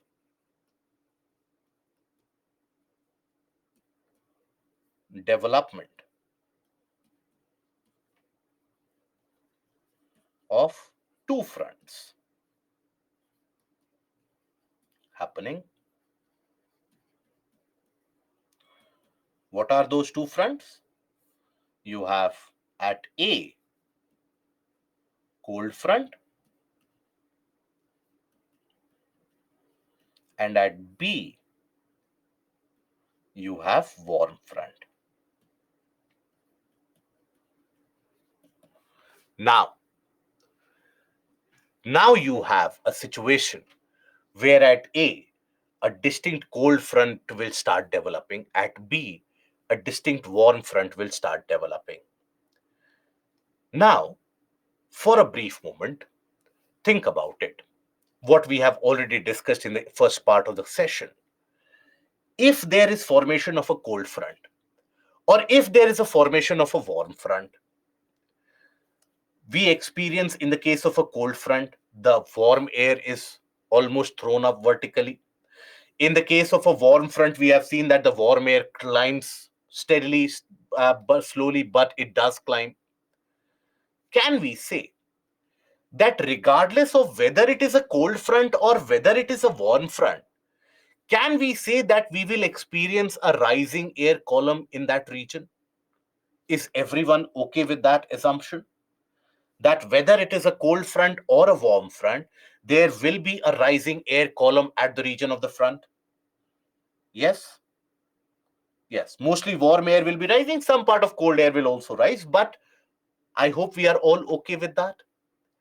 Now, wherever you have a rising air column, what is the condition of pressure on the ground surface? Does that lead to a high pressure or does that lead to a low pressure? What do you think? Kuraku, think about it again. Rising air column. Rising air column. So what is air pressure? The pressure exerted by all the air. So wherever you have a rising air column, means what? On the ground surface, the pressure has reduced. So that means on the ground surface, due to that rising air column, you will observe a reduction in pressure, a lowering of pressure, right? Now that lowering of pressure would mean what? Wherever you have a low pressure means what? It attracts winds from all different directions, right? In this case, here also air is being pushed up. Here also the air is rising up. So in that entire vicinity, you will have a significant low pressure getting created. So here, that leads us to the mature stage. Here is where you have the low pressure. So you have simultaneous or development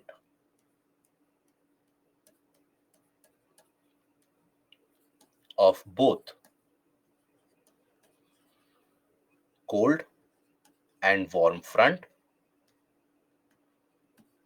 Okay, both cold and warm front will be developed. Now, in both these cases, lead to warm air rising up.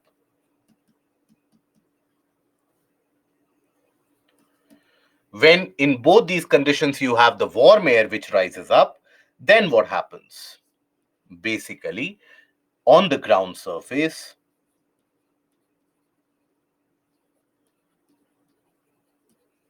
or rather than warm air, simply let's say, lead to rising up of air.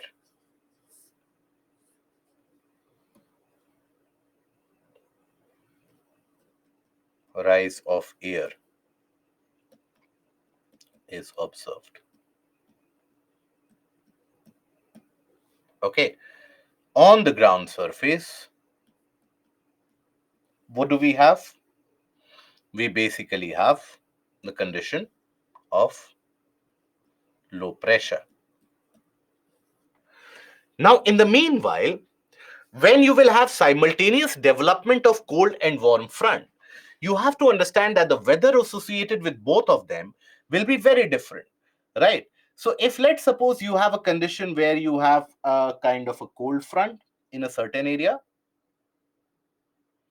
and then the formation of a warm front in a certain other region, right? So here you will observe in the region of the cold front,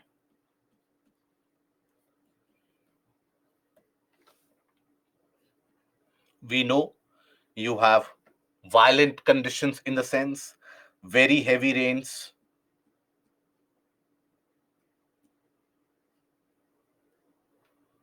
very heavy rains, thunder and lightning,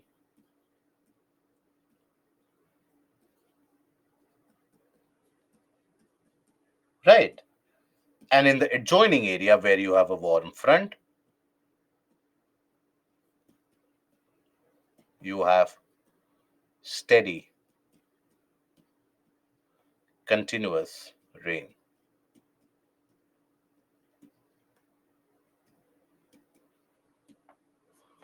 That is something which you will observe in that area.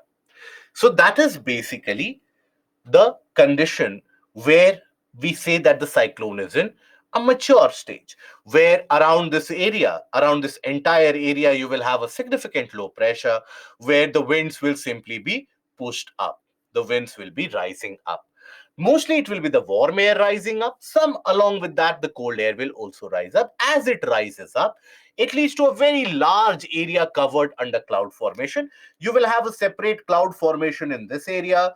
A kind of a larger cloud formation in this area will also be experienced, right? But as it rises up over that area, slowly and steadily the winds will gain a circular motion due to the Coriolis force, and it will lead to the development of that spiral cloud that we had seen in the image earlier. You had seen that image, that spiral formation of the cloud. So that kind of so over that very large area around these fronts, you will observe this kind of a formation. Now, when you have a creation of an intense low pressure on the surface, or generally a powerful low pressure on the surface, means what? It will attract winds from all directions. More winds will be attracted. As more winds will be attracted, there will be more frontal collision, more winds will be pushed up. So that low pressure continues to intensify, right? And it is very simple. Once you have the low pressure, it will attract both cold and warm air, right? And as more cold air will come, it will proceed further. It will, and more warm air will also try to come. It will also be pushed up. So there will be a development and further intensification of that particular low pressure. So here, this low pressure eventually gets intensified.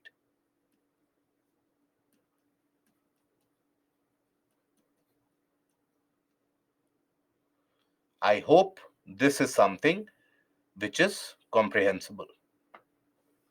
I hope this is something which is understandable and you have understood it.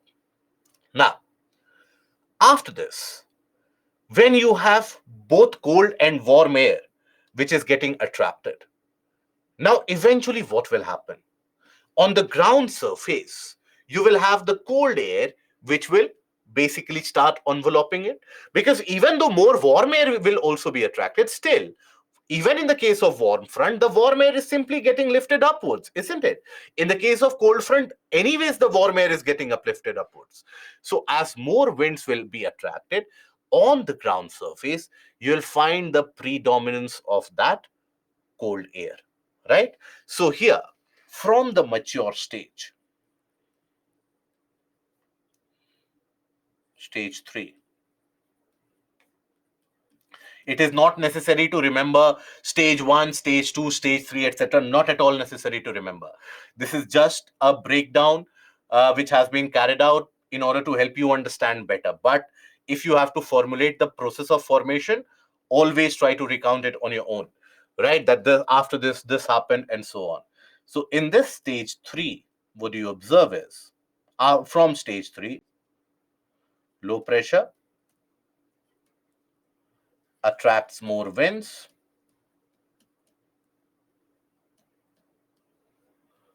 As more winds get attracted, will collide at the front.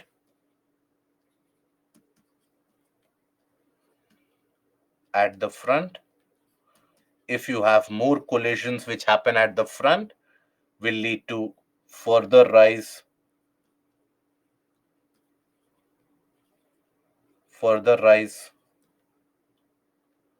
of air, right? And that, what will it do? Intensifies low pressure. As the low pressure gets intensified, it will attract more winds, and eventually this low pressure starts getting much more intense, more cloud formation. The cyclone matures, the cyclone develops. Generally, this entire process can last for around more than 20 days, right? 20 days, 24, 25 days, it can last about. But as this happens, as this attracts more winds from here, on the ground surface, on the ground surface,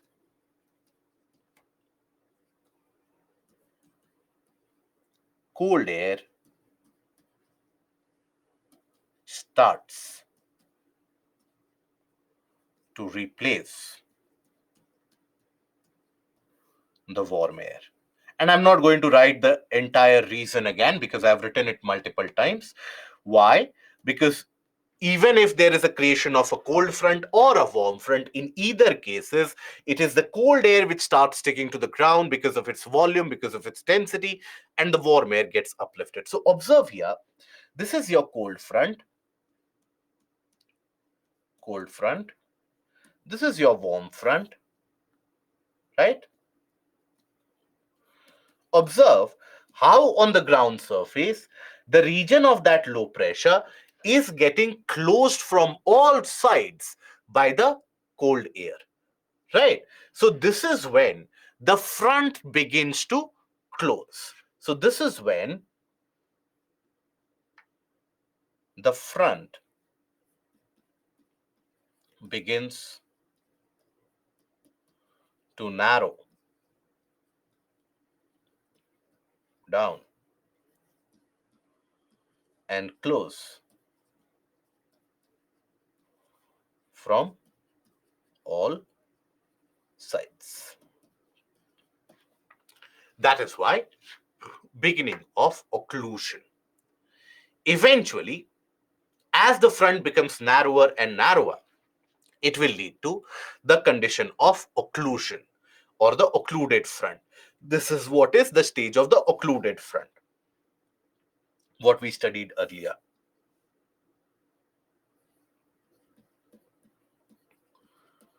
This is what is an occluded front, right? Remember I told you that this occluded front is amongst the final stages of the temperate cyclone. So this is where you observe that occlusion. Now, in this stage of an occlusion, observe here, basically, you have cold air on the ground, warm air which basically rises up. So here you have the front which begins to close down from all different sides. The front has simply zipped up, it has closed down. After this, what will happen?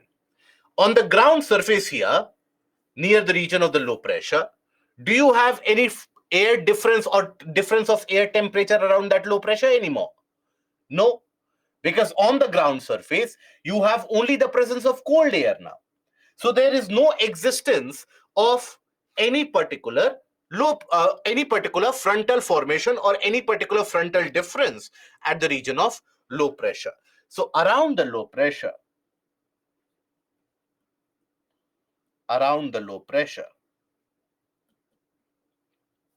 the air gains a uniform property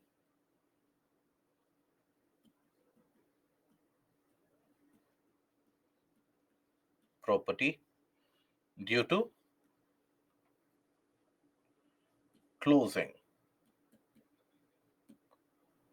of the front, right? This leads to occlusion,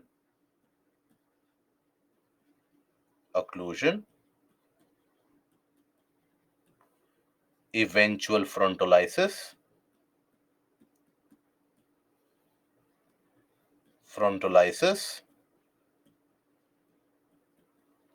and dissipation of the cyclone.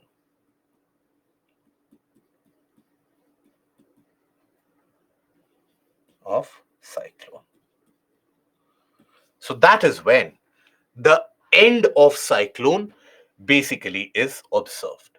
That is when the cyclone comes to an end. Okay. So very quickly, I will repeat the entirety of these 5 stages and then we'll take a break. Don't worry. So here, again, in this entire formation of this temperate cyclone, what actually happens is when we talk about these temperate cyclones, you basically have initially a frontal formation is required. You cannot have a temperate cyclone without the formation of a front, right? Having said that, not every front will mature into a cyclone. Let's consider the situation where a front can develop into a cyclone. So it all starts with a stationary front where the cold air and the warm air basically they meet. Now initially you will have a stationary front. Now as the cold air tries to enter into the region of warm air and the warm air tries to enter into the region of the cold air, you will observe that this stationary front gets converted into two simultaneous frontal existence. The region where the cold air is pushing through, that is the region of the cold front. The region where the warm air is pushing through, that is the region of the warm front. It develops. It takes a few days for this frontal development to happen. But once it develops, as the cold front gets stronger and the warm front also gets stronger, in both these areas, even in the case of a cold front, as the cold air comes in, the warm air is pushed up vertically. When we talk about the warm front, the warm air comes in and rises above the region of the cold air. So, regardless of whether it is a cold front or whether it is a warm front, you will always experience the rising of air. And by rising of air, what do we have? On the ground surface, wherever you have a rising air column, on the ground surface, you will observe the condition of low pressure, right? So that is why on the ground surface, you will experience that low pressure. Now, that low pressure means what? More winds will get attracted. When more winds will get attracted means what? This front will get exaggerated. More cold air will be supplied, more warm air will be supplied. So, furthermore, the warm air will try to push, furthermore, the cold air will also try to push. And that means the simultaneous development of that warm and cold front, which is happening, that will happen around that low pressure. So as the air is then rising up, it will rise around in a kind of a circular manner because of the Coriolis force, because it is happening over a smaller area. So as the air rises around that pocket, it will rise around in a kind of a spiral manner. As it rises up, it leads to cloud formation, occurrence of rainfall. But even if you go into the further details of it, the finer details of it, across the entirety of the area of a temperate cyclone, it is not as if you will experience a uniform kind of a rainfall. The regions where you have that cold front, you will experience very heavy thunderous showers with a lot of lightning. The regions where you have the warm front, there you will observe a steady moderate rainfall. But nonetheless, around that low pressure, more winds will get attracted, more winds will rise up, further lowering of low pressure will continue to happen. Eventually, it will also lead to a scenario where on the ground surface, the cold air starts dominating. Because regardless of whether it is a cold front or regardless of whether it is a warm front, it is the warm air which is pushed upwards, the cold air remains on the ground. In these frontal formations, regardless of whether it is a cold or a warm front, the cold air sticks on the ground. So slowly and steadily, the entire region will be dominated by cold air near the ground surface. And that is when that low pressure slowly and steadily will start weakening, because around this region of low pressure, what do you have? You will have basically a similar colder temperature, right? Had there been a difference in temperature, more for the rise of air, intensification of low pressure. But here, the rise of air will slowly and steadily reduce, because on the ground surface, you have uniform air mass which covers the area. Eventually, the front will close down, right? The region around that low pressure will get significantly weakened. Why? Because now you don't have any rise of air happening across this area, right? And observe, eventually the front will come here, it will lead to frontalisis and eventual dissipation of the cyclone. Okay, so that is the stage and the various different stages for formation of a temperate cyclone. I hope that is understood and that is received, right? And let me also tell you, this is not something that you will find in the various different books. So please try to revise from the PPT and the written portion of it so that there is lesser confusion. Okay. This means two simultaneous cyclone at two fronts? No. This means temperate cyclone will have different type of cloud formation. So the entire region will be influenced by the cyclonic disturbance. Okay.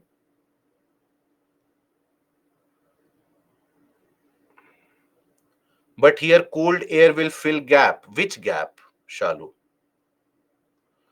Satyam, why don't all front create cyclone? Because the front can dissipate. See, only when you have that intense low pressure created, why will that intense low pressure be created? Because in that larger vicinity, you have substantial rise of air. Why is that substantial rise of air happening? Because you have very close formation of a cold and an intense warm front. Not every place will have that. In certain places, only the cold air will be pushing. For example, in the region around Atlantic, during the winter months, you have the cold air which pushes. North America, cold air which pushes, right? Warm air is not very active. Warm air is active over the region of Western Europe sometimes. So in certain areas only cold front will be there, in certain areas only warm front will be there, in certain areas from the stationary front itself frontalisis will happen, right? So not every front will manifest this intense low pressure when the cold and the warm front are very close to each other, rise of air across that larger area leading to cyclonic formation.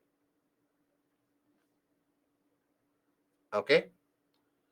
And in the region of the low pressure area, yes, so that is what is happening, Shalu. That is where around that low pressure area, all the region of cold air is around that low pressure area. Okay, all that cold air fills that region around that low pressure. And why is that low pressure created? It is not a thermal low pressure. That low pressure is created because in that entire vicinity you have the rising air. Okay. And fine. So this is where it is a dynamic low pressure, yes. This is where we'll take a break. We take a break for 10 minutes and we'll be back. And then we continue further. Okay. So we'll take a break for 10 minutes and we'll be back by 8:10. After the break, we'll talk about bomb cyclone. That again is a very interesting terminology in itself. And then we will talk about the tropical cyclones. Those are the cyclones which actually influence us. Temperate cyclones, we don't experience that much. But tropical cyclones are what we experience. So that is what we are going to study after the break. How is it that the tropical cyclones are named? That is something we'll study after that. So let's take a break and let's be back in 10 minutes.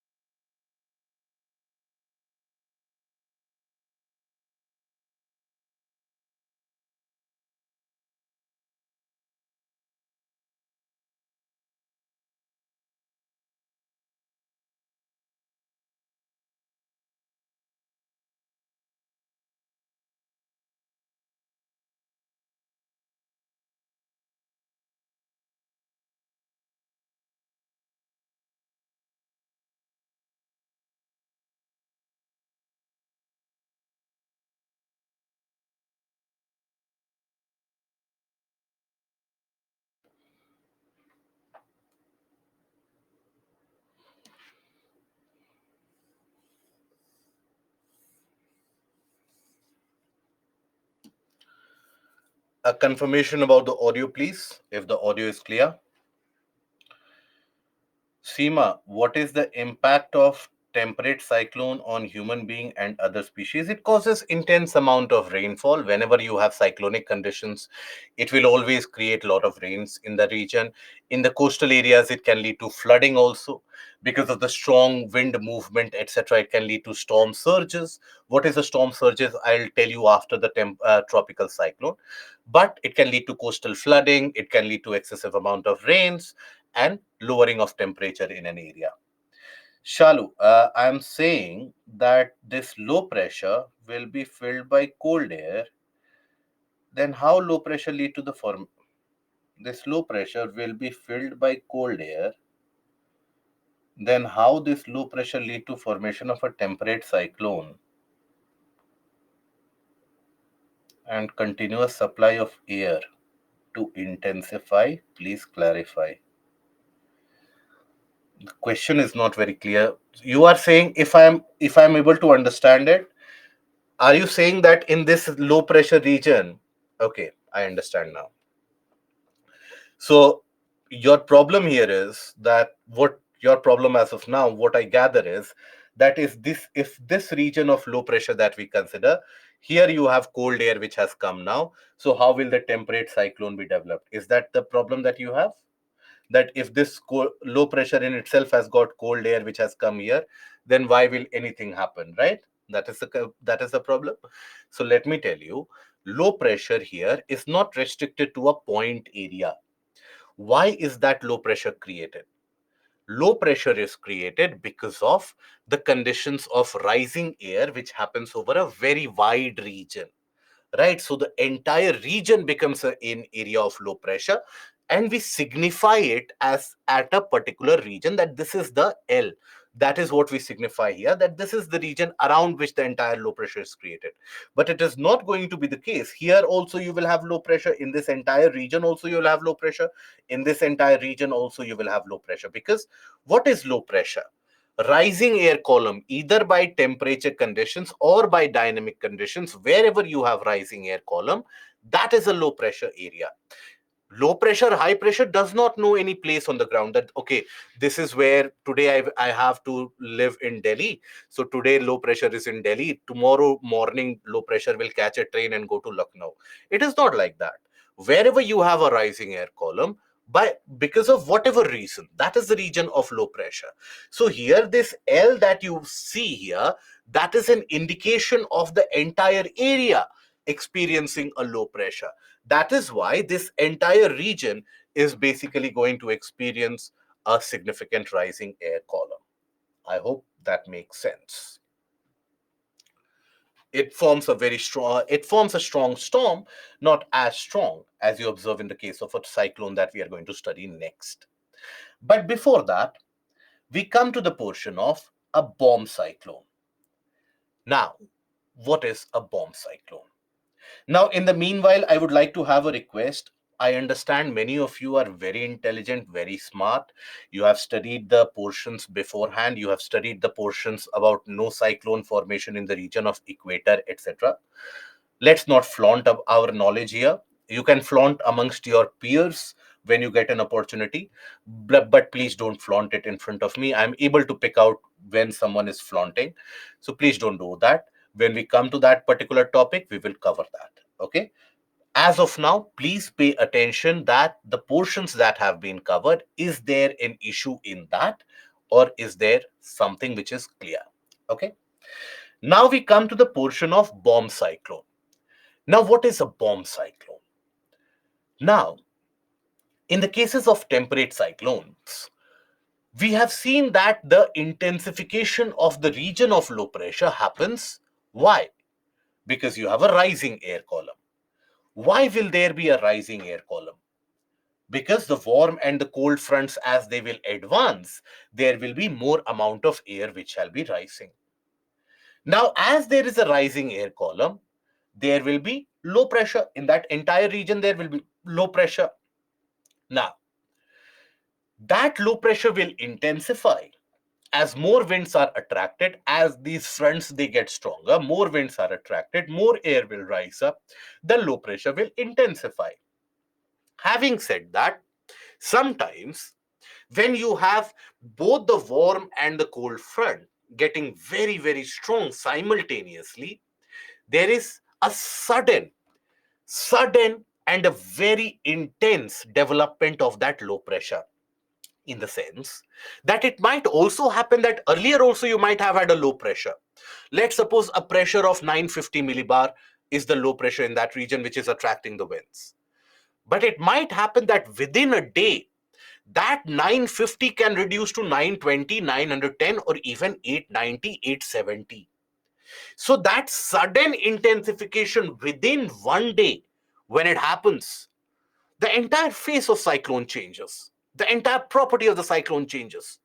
Earlier, the regions which would experience moderate rainfall will now experience very high intensity winds, very strong winds moving from one region to another. Right? So that sudden intensification of the cyclone, because the low pressure, the level of the pressure drops quite suddenly within one day, that is what is a bomb cyclone. Why the name bomb cyclone?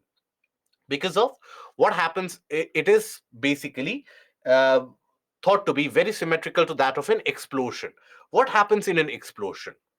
Everything is calm and controlled and normal, and suddenly there is a violent activity, right? An explosion occurs. Here also, the low pressure, it keeps on attracting winds, but within a day that low pressure lowers so significantly that now much more winds will be attracted, much stronger winds will be attracted, and more will rise up, so much more intense low pressure will be created. We already know this, isn't it? That greater the pressure gradient, stronger will be the wind. So a region of, let's suppose, 950 millibar will be attracting winds of a certain speed, but a region of 880 millibar is obviously going to attract much stronger winds, isn't it? So more stronger winds will be generated in the region, more winds will rise up, and the cyclone intensifies. The amount of rains increases, the amount of winds increase, and when you have more winds happening in a region, it leads to, in the coastal areas, it leads to flooding, intense flooding. Right. So why? Because when we talk across the coastline, when we talk about the coastline, here, let's suppose this is the water body. This is the sea. So in the coastal area, basically, as the winds they get very strong, what the winds basically end up doing, they carry some amount of water inland along with the wave action, etc. So the coastal areas they get flooded. And in the coastal areas, there is another concept which leads to flooding.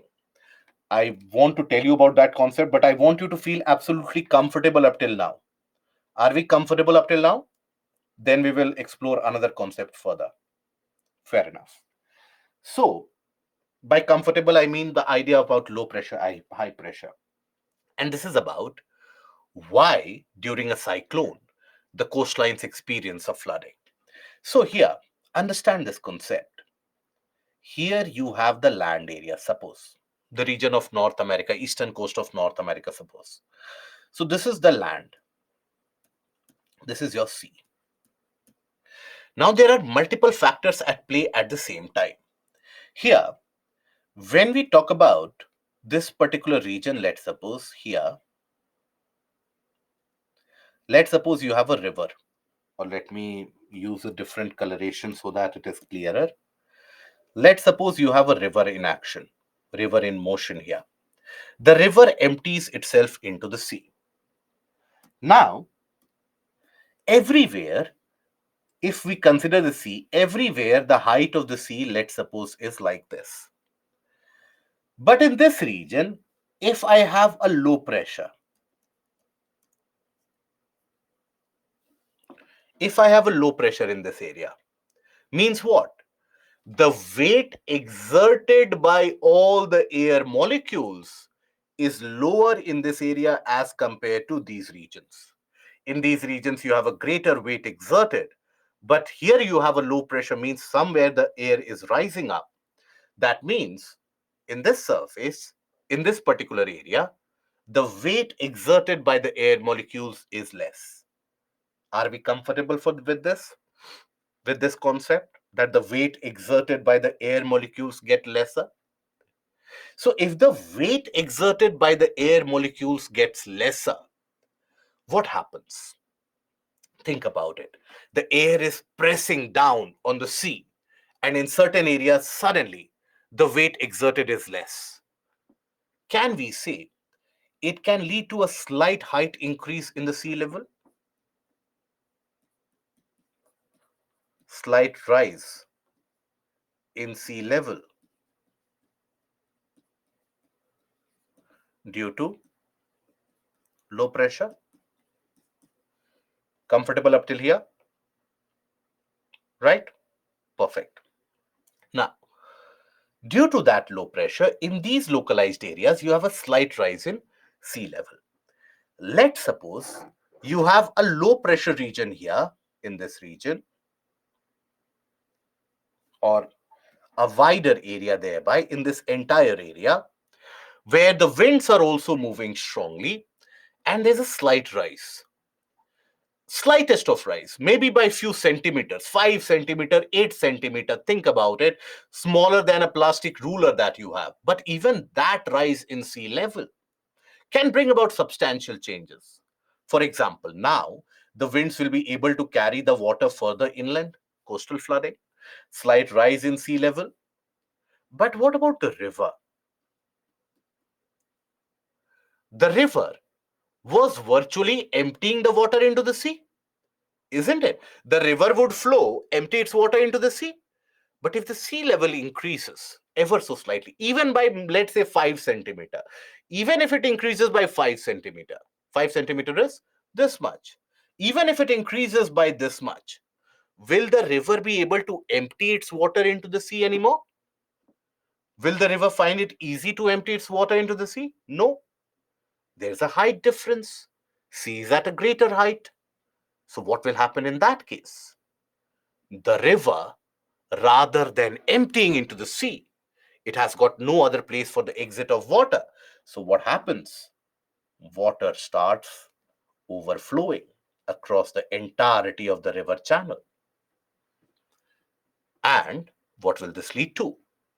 Flooding not only across the coastline, but also across the larger river channels. That is why when you have very strong cyclonic developments, and this goes true even for the tropical cyclones, not only that coastal flooding will happen, but flooding across the river channels is also experienced. And along with that, the winds will carry more water inland in the feature what is referred to as a storm surge, where due to the stormy conditions, there is an increase in the amount of water thrown on the land area. Okay, so that is the experience, what you observe when you have the very intense cyclone. And bomb cyclone is a very intense or significant intensification of cyclone as it happens. That is the bomb cyclone. Okay, so bomb cyclone is a powerful, rapidly intensifying storm associated with a sudden and significant surge drop in atmospheric pressure. Not all the cyclones will develop into a bomb cyclone. Only in few of the cases where, let's suppose, the sudden movement of the wind has been initiated, and that wind is again getting lifted up with an increased pace because the cold front and the warm front have become very strong and very intense. Only then will you have sudden lowering of the pressure. It is very rare, right? Generally, when you observe or when you track the cyclone, the meteorologists, the climatologists are able to track it out that at this particular point, this will be the intensity of the low pressure, this will be the wind movement. At this particular point, this will be the intensity of wind pressure or low pressure, wind movement, etc. But if suddenly it intensifies beyond that point of calculation, where you observe a pressure drop of more than 24 millibar within one day, that is the condition of bomb cyclone. In rare cases, it is observed even in the case of the tropical areas where that low pressure suddenly intensifies, but mostly observed in the case of majority of the times observed in the case of temperate cyclones.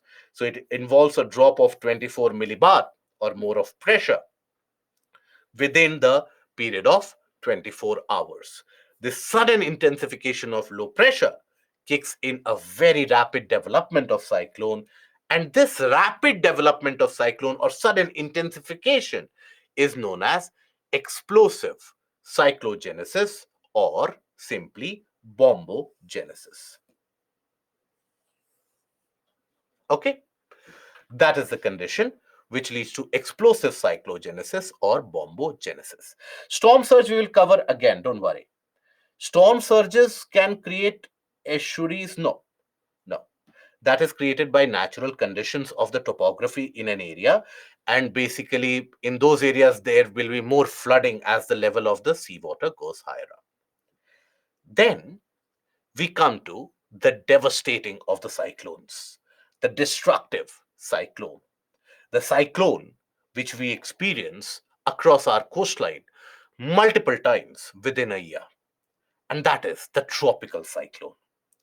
Now, this tropical cyclone is different from the cyclone that we just studied, the cyclone where we studied the frontogenesis leading to the cyclone. Here also you have involvement of different air masses. Moist air mass, for example, is very much required for this. But then, this is a cyclone which occurs due to the thermal heating of the water body. It occurs only over water body, only, nowhere else. It occurs only above, around the region of the water body. It does not form over land area, and it occurs over a very small region as compared to the region of the, or as compared to the entire extent of a temperate cyclone. Tropical cyclone actually occurs over a very smaller area, right? So when we talk about tropical cyclone, you have to understand it occurs due to heating of water, right? Development of thermal low pressure,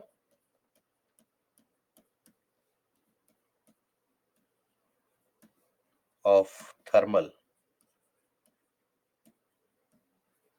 low pressure, right? And forms over a small region in the tropics over a small region.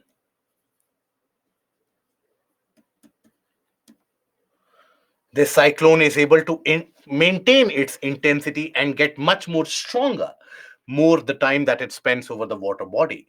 The details of it we will take a look into very shortly. Now here, I hope we all are aware about the aspect of latent heat, right? Something you would have studied in your school days. Latent heat. Everybody is aware. What is latent heat? Latent heat basically is the amount of heat consumed or released when any matter changes state. It does not indicate as a rise of temperature in thermometer, but the amount of energy required. Let's suppose for ice, ice is in solid, so the particles, they are attached to each other. Now, in order to get melted into water where the particles can move freely, you require some amount of energy to break the bonds of ice. So that is the energy consumed. So you have latent heat. So that energy which is consumed or is released during the change of state of matter, that is your latent heat. Whenever there is any kind of condensation which happens, latent heat of condensation is released. So as you have water vapor getting converted into water droplets, or water vapor getting converted into ice particles, in either of the cases, latent heat of condensation is released into the atmosphere. Okay, so keep that in mind. So here, water vapor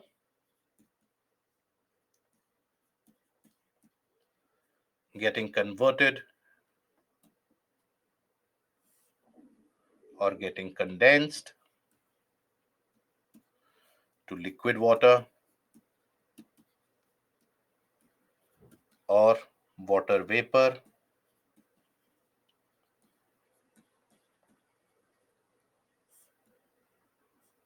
solidified to ice. In both these instances, latent heat of condensation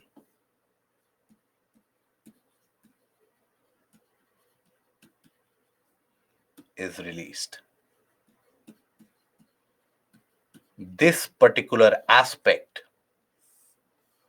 becomes one of the driving forces for the intensification of this cyclone. Now, across the tropical waters of the world, the water body heats up. The land area also heats up. But for this cyclone, it can form only over the water body, not over the land area. The reason of it also I will tell you once we understand the formation of this cyclone. Now, every part of the tropics of the world, they get impacted by it almost, other than South Pacific and South Atlantic, because there you don't have such intense low pressure created. But other than that, you have those. Now, wherever they get created, they are known by different names. For example, in the region of Indian Ocean, when you have this low pressure created, you have the name cyclones. We are not very creative in that way. In the region of Atlantic, when you have these tropical storms developing, they are known as hurricanes, right? In the region of Western Pacific and South China Sea, in the region even from the southern part of Japan onwards, this is also known by the name of typhoons. And then in the region of Western and Northern Australia, rather, they are known as willy willies.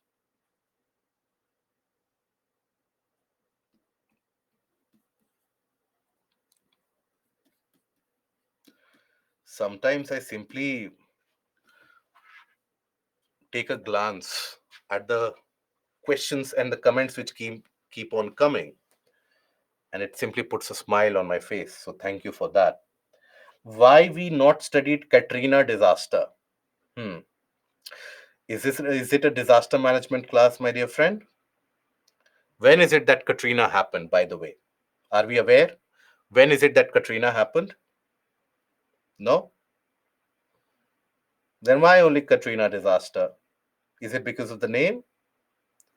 We should study about the Tote, Cyclone Tote caused a disaster. Cyclone, you have the various hurricanes, Hurricane Alpha, Beta, Gamma, they also caused a substantial amount of disaster. You had temperate cyclone Eugene, which also caused a lot of disaster. Why only Katrina? Okay, no particular reason. Okay, Katrina occurred long time back. So basically, that was a kind of a hurricane which developed. Understand the aspect of temperate cyclone, and we are not going to cover it disaster specific because this is not a disaster management class out there. So here, when we talk about these tropical cyclones, they occur in various parts of the world. Right. And in all those various different paths, you will observe that it is occurring over the water body. It is occurring in the tropical regions. It is named differently, but it is occurring over the region of the tropics. South Atlantic and South Pacific is conspicuously absent in terms of the cyclone map. And that is because generally the ITCZ, which demarcates that thermal low pressure, generally doesn't come into the region of South Pacific or South Atlantic. That is why this is the region which does not experience that many or those many occurrences of cyclones. Having said that, heating of water body, till now I have only told you or given you this information, that heating of water body creates that condition of a cyclone. But not every water body when get heated will lead to the formation of a cyclone, or not every low pressure will lead to a formation of a cyclone. For the development of a cyclone in the tropics, you need certain prerequisite conditions to be fulfilled. Only then an entire cyclonic circulation can be observed. So very quickly, we'll go through that. So here, these are few of the prerequisite conditions which are absolutely a must for the development of that tropical cyclone. And first is large sea surface with a temperature higher than 27 degrees Celsius. Only when you have a large sea surface with a temperature greater than 27, 28 degrees Celsius, only that will create a thermal low pressure. Thermal intense low pressure. It will all make sense within 5 minutes. Just wait for some time. Presence of Coriolis force is a must. Why is it that we need a Coriolis force? You cannot have a cyclonic development without the Coriolis force. Why is it so? Because in the case of a cyclone, what do we have? We have a circular motion of the wind. Only then we have a cyclone. Otherwise, there is cloud formation and occurrence of rainfall. If let's suppose there is no Coriolis force, if they're in a region around equator, all of you who were basically talking about this point since the first hour, let's suppose at equator you have this low pressure. Here you don't have a Coriolis force. So what will happen? The winds will rise up, it will lead to cloud formation, and it will cause rainfall in that area.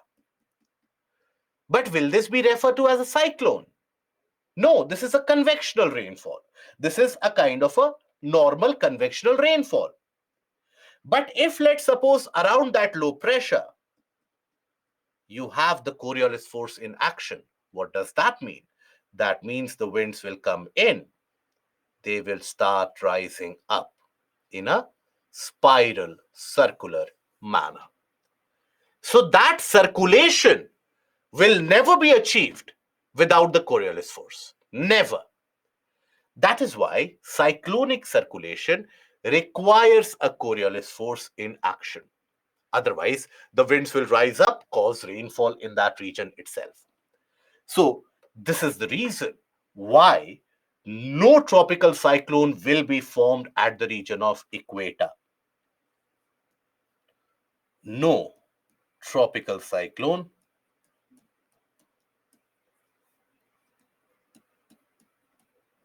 will be formed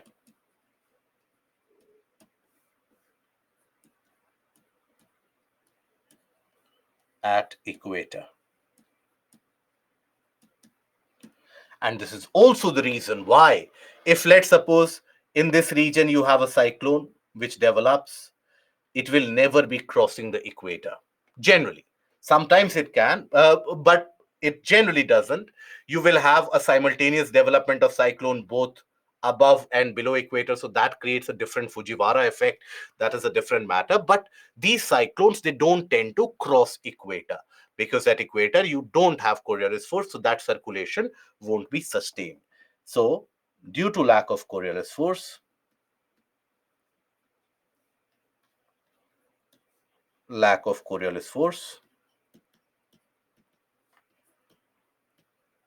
no formation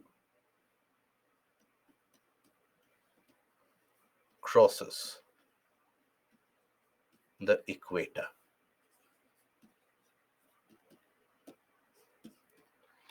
Then you have another condition: small variation in vertical wind speed. What do we mean by that? This is also sometimes what is also referred to as wind shear, shearing action of the wind. So basically, think about it. Let's suppose this is the ground surface. Let's suppose the wind here is moving at a speed maybe 20 kilometer per hour. If the wind here is moving at 250 kilometer per hour, let's suppose here it is 250 kilometer per hour at a greater altitude. Here it is moving only at 20 kilometer per hour. Now, in this case, if there is rise of wind, now that wind will then be forced away by the strong movement in upper atmosphere. So, for the ideal development and formation of a tropical cyclone, the difference between the upper air and the lower air wind movement should be minimal, so that the proper development of the cyclone happens. Okay. So here, difference in wind speeds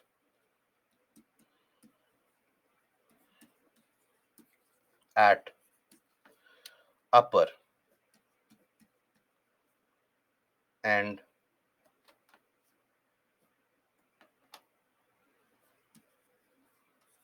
the ground surface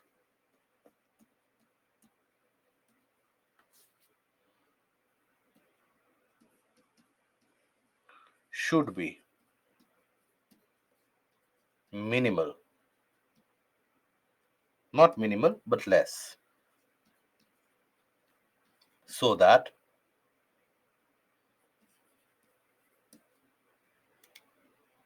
development of cyclonic circulation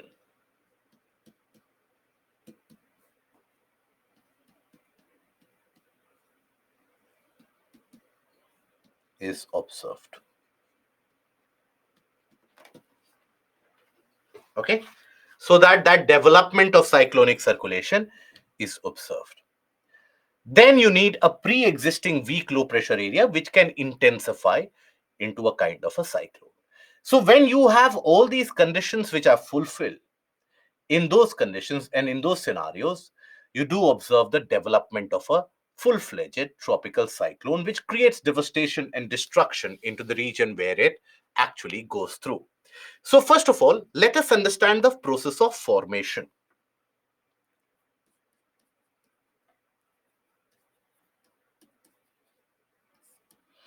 Okay.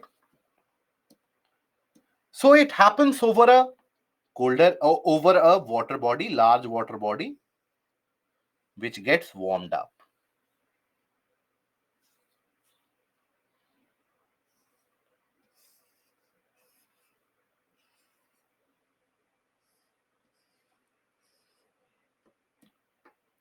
So let's suppose over this larger water body, you have a significant amount of heating, creating that low pressure in this area. In this wider area, you have that low pressure. Due to heating, etc. Now, it can happen that some area can have a higher temperature, some area can have a lower temperature. Now, when a low pressure is created, it will attract winds from all different directions, from all different sides. Winds always blow from a high to a low. So here, the winds will start moving towards that low pressure from all different directions. They will start moving from all different areas towards the region of this low pressure. So as the winds, they start moving towards this low pressure, eventually, what will happen? The air, that will also get heated up, and then the air will start rising. Will the air rise straight up? No, the air will rise in a kind of a circular manner, isn't it? The air will rise in a kind of a circular fashion here, like this.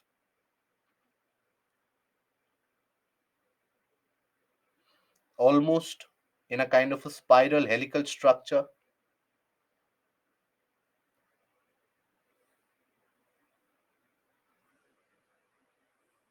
Now, as the air rises up, as this air rises up, there will be condensation which will happen as this air rises up. Because this air which is coming in, this air, what do we know about the property of this air? It is the air which is coming over the water body, high amount of moisture content, and this is an air which is in the tropics, warmer tropics, very warm, right? So this will be your warm and moist air. And moist, very good, air.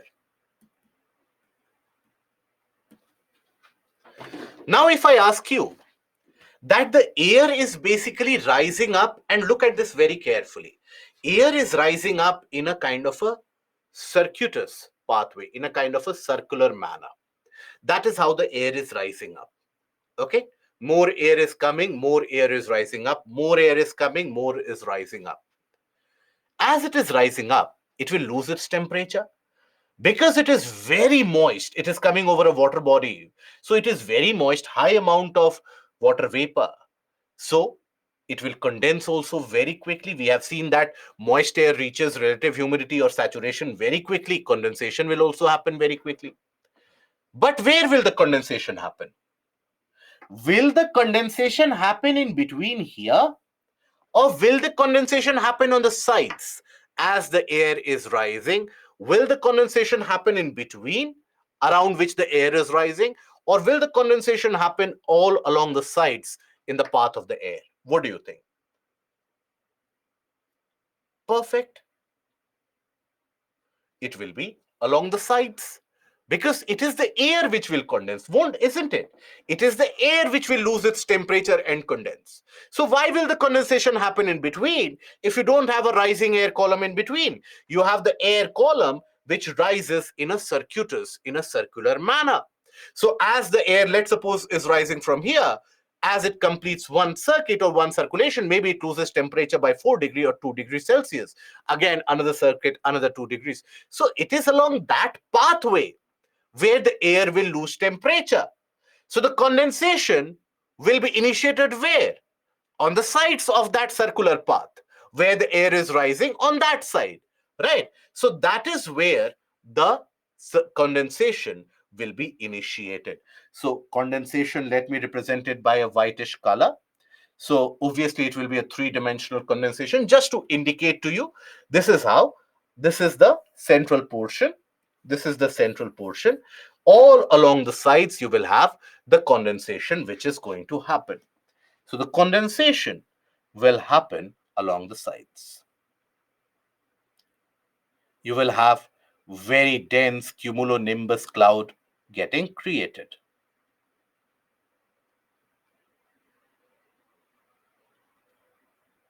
Right, on both sides.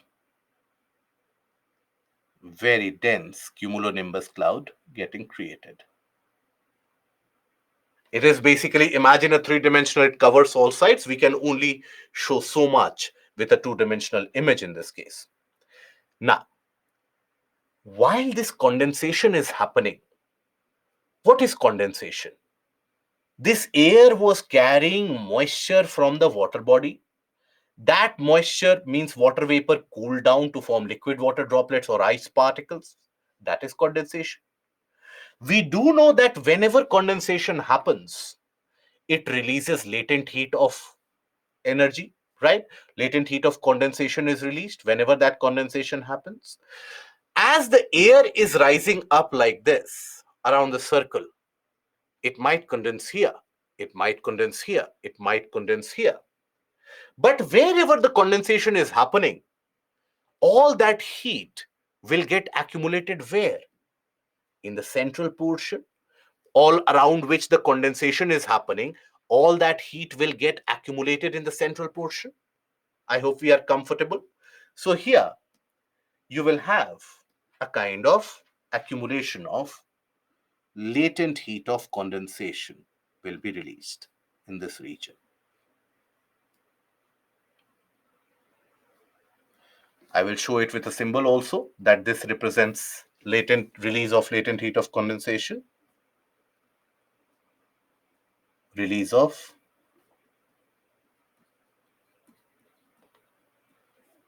latent heat of condensation.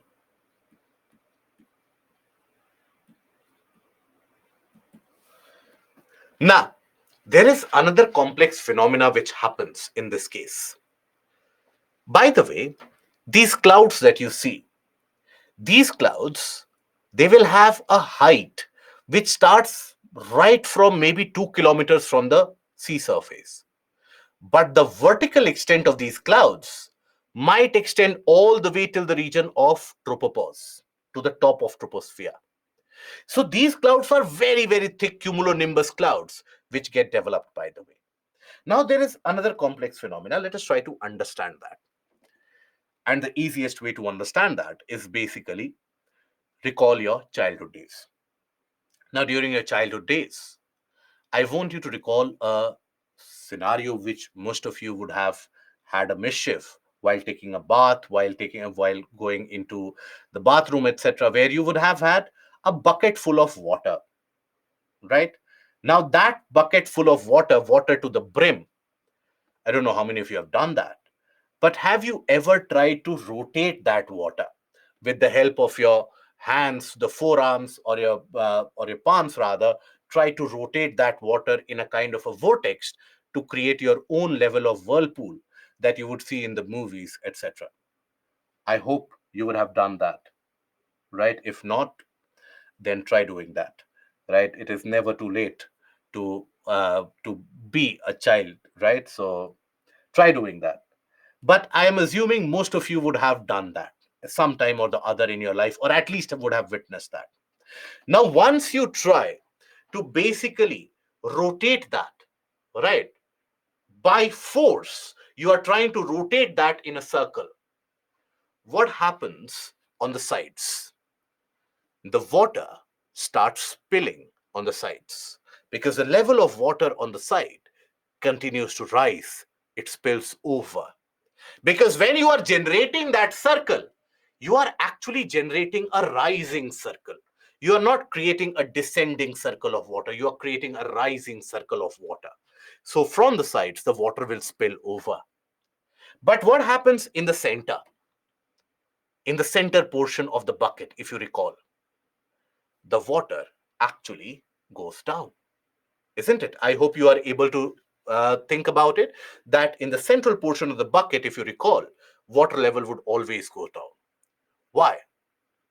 Because when you have that rising column or that rising circular motion, that creates a kind of a, I won't go into the fluid dynamic structure of it. I won't be talking about how it creates an inclined wedge. We won't go into that detail, but just remember that your childhood incident where you would have rotated it in the center, there is a depression of sorts, isn't it? Now, let us implement that straight away into this rising column of air. Here also, you have a rising column of air on the sides around that low pressure. So in the region of the center, what will happen? There will be something which will fall, isn't it? As on the sides it starts rising up, in the center, there will be a depression, just like that of a bucket. So here in the center, what you observe is actually something quite unique. In the central portion, let me use the red color, you will have a kind of a sinking air column. Okay, so here you will find sinking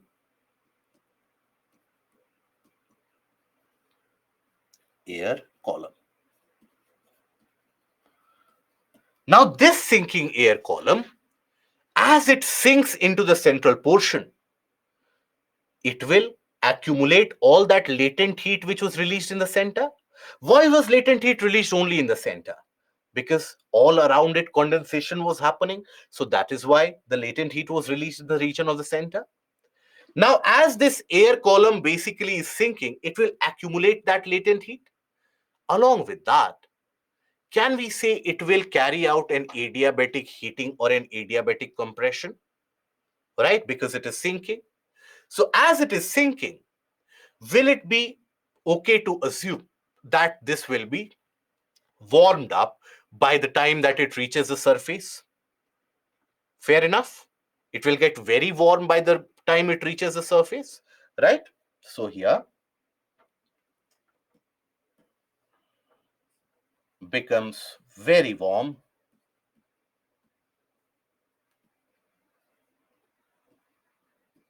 by the time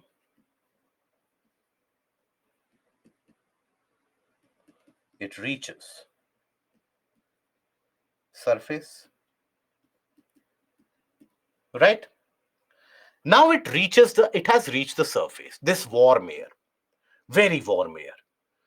Now what will it do to the low pressure condition on the surface of seawater?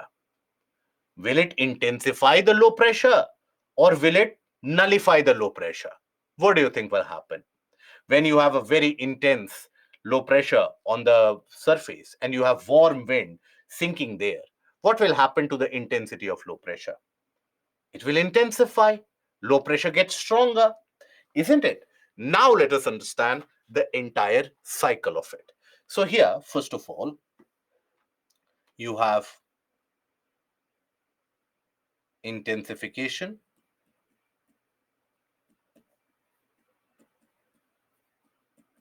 of low pressure. That leads to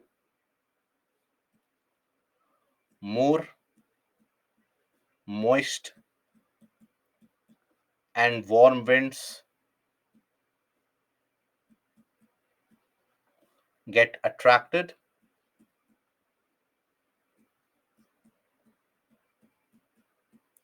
When you have more warm and moist winds getting attracted, what will that lead to? Around that low pressure, they will rise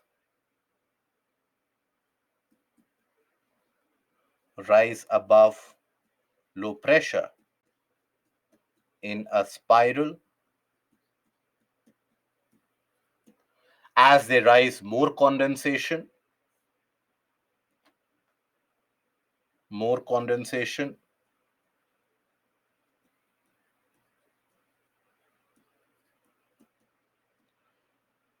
release of latent heat.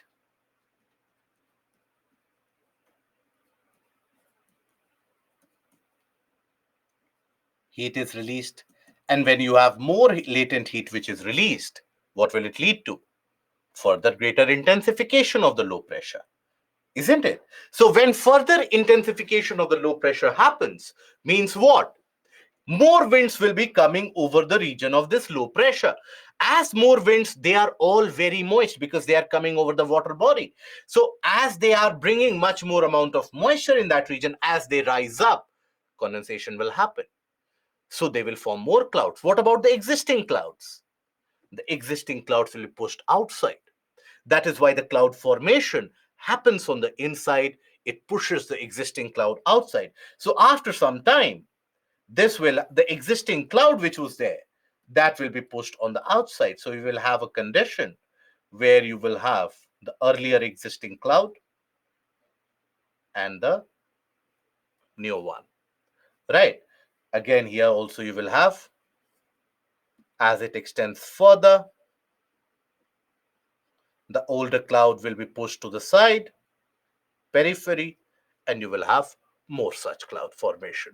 It appears in a linear manner, but it is actually circular in nature. So you can think about multiple such concentric circles of clouds around that low pressure, multiple such concentric circles of clouds. These clouds, formations or concentration of clouds in the cumulonimbus nature, these are also what are referred to as rain bands.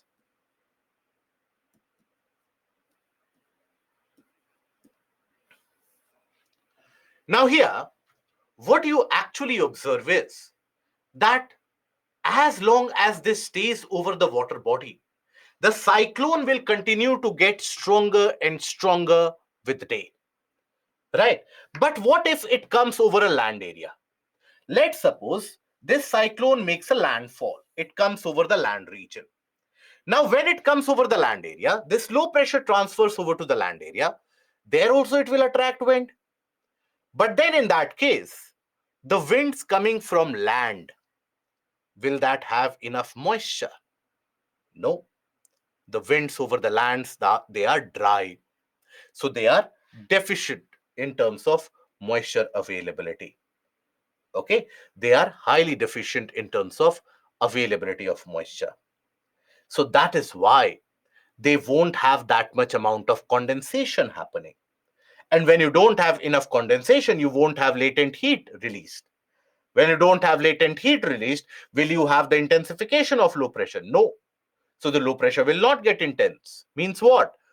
More winds won't be attracted. So in a way, this chain is broken when this low pressure comes over the land or makes a landfall. So that is why this cyclone will be formed only over water bodies, because if you have such a low pressure over the land area, it can attract winds. but those winds won't have the moisture availability.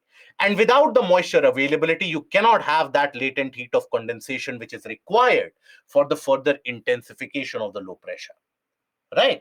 So the moment this cyclone comes over to the land or makes a landfall, almost immediately you will observe that the cyclone starts weakening and starts to dissipate. Okay, so the cyclone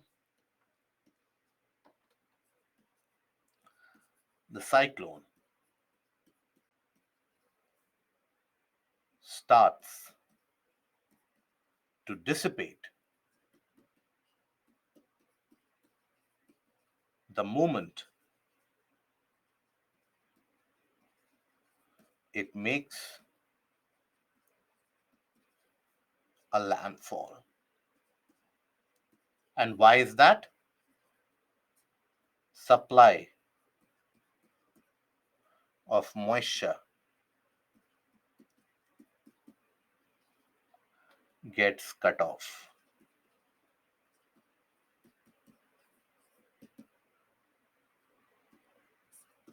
This is also the reason why it does not form over the land area. Always will form over the water body. Now, this cyclone, as you can see, is able to, as long as it is over the water body, is able to generate heat for itself, is able to intensify the thermal low pressure on its own.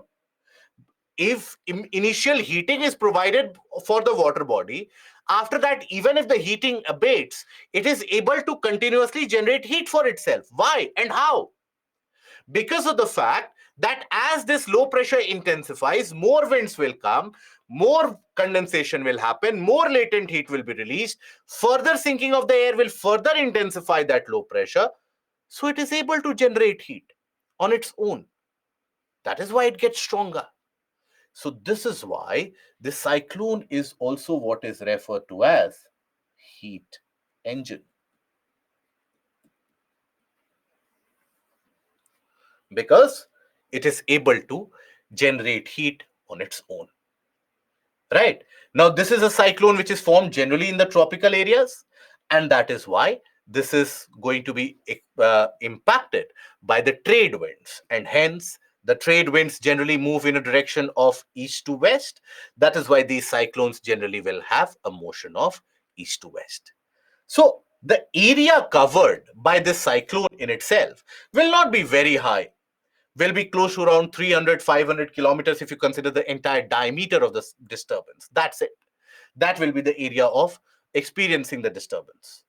But then the area, when you talk about it, experiencing or the winds will be very strong because we are talking about a very acute thermal low pressure. So the wind movement here will be very strong. Thunder and lightning will be very common. Now, in the central portion, this central portion that you see where you have the rising air, but rather in the central portion, you have the sinking air. So, if you have a sinking air, will you observe a cloud formation in that area? No. So, this central portion basically is free from any cloud formation. So, here, the sinking air, this is the region which is also referred to as the eye of the cyclone. Of cyclone. All the tropical cyclones will have an eye. Whereas when we talk about temperate cyclone, few might have an eye, few might not have an eye. Okay, this is no cloud formation because of higher temperature and also sinking air. And this is what is referred to as the eye wall.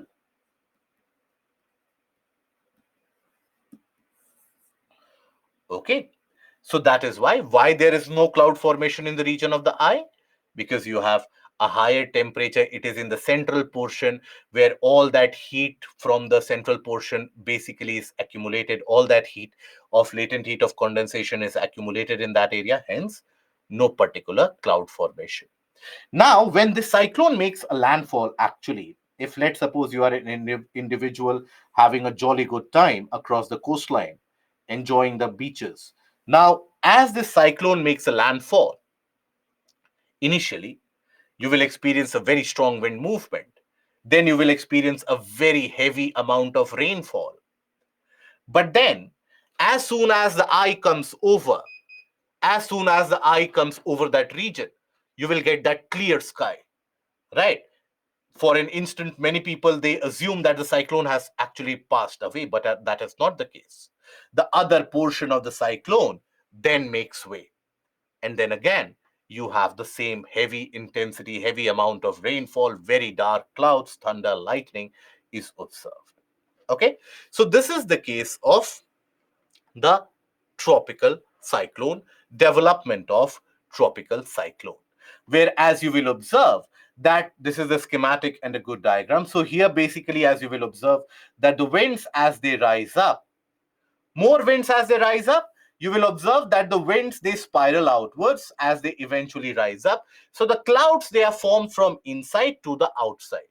Every time more winds come, they will form the clouds around the spiral, so the existing clouds will be pushed aside. That is how you have these rain bands. Observe these rain bands which are there, right? So these are basically circular in nature overall. Okay, so this is the case of a tropical cyclone can develop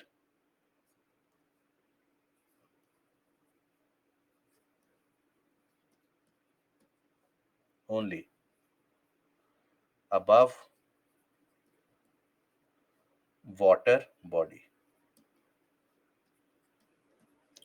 This is not a circus canopy, this is a cirrus canopy. Means high up you can have cirrus cloud also getting created. It is not circus. Okay, so these rain bands that you see basically is the various different, as the clouds they get created, they will expand from inside out and you have this formation. So this is what you observe here in these cases. This is where this is your eye wall, very intense cloud formation. This is also a region of rain band. So like that you have many concentric rain bands. This is the eye of the cyclone,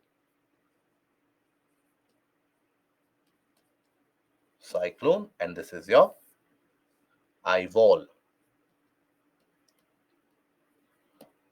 Okay, now during these cyclones, whenever you have these cyclones, as I already talked about it, that when the wind speed is very high, very strong wind speed. Now in that case, in the coastal areas, the winds they manage to bring rainwater inwards and leads to coastal flooding also. So that is what is referred to as a storm surge, right? When you have very strong wind motion, very strong wind motion, they are able to carry more amount of water further inland, will lead to coastal flooding, and this is what is also referred to as a storm surge. So a storm surge is an abnormal rise in water generated by a storm or during a storm over and above the predicted level of tides and waves. So that is when strong wind movement drags waters, lead to coastal flooding. Now, this cyclone has got various different warning levels depending upon the wind speed. So, you have green when you have the low pressure is not very intense. You have some weaker winds which will blow, winds with a speed of around 90 to 100 kilometer per hour. You have the green banding which is done. Then you have orange when the wind is basically in the speed of around 120 150 kilometer per hour.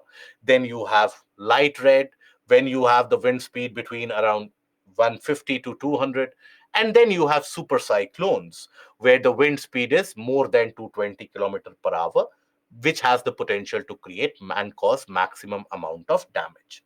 Okay, now after this we come to the portion of naming of cyclone. How is it that the cyclones are named? So, historically, not every time would you come across the naming of the cyclones. In fact, right up till 1999, the cyclones were named in a kind of a scientific manner with alphabets, numerics, all etc. which would be given by the climatologist, and that is how the climatologist would refer to that cyclone. But then 1999 changed something, particularly in India and particularly across the northern Indian Ocean. Now, in northern or Indian Ocean, you will have cyclones occurring both in Arabian Sea as well as in the region of Bay of Bengal. Now, what happened in 1999?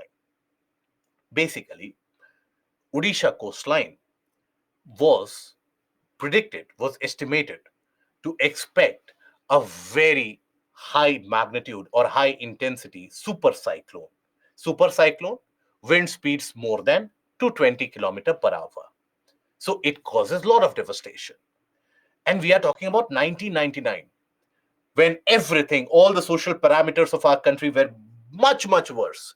The number of pakka houses, cement houses, etc., were very, very less. You had mud houses, etc., which were dominant.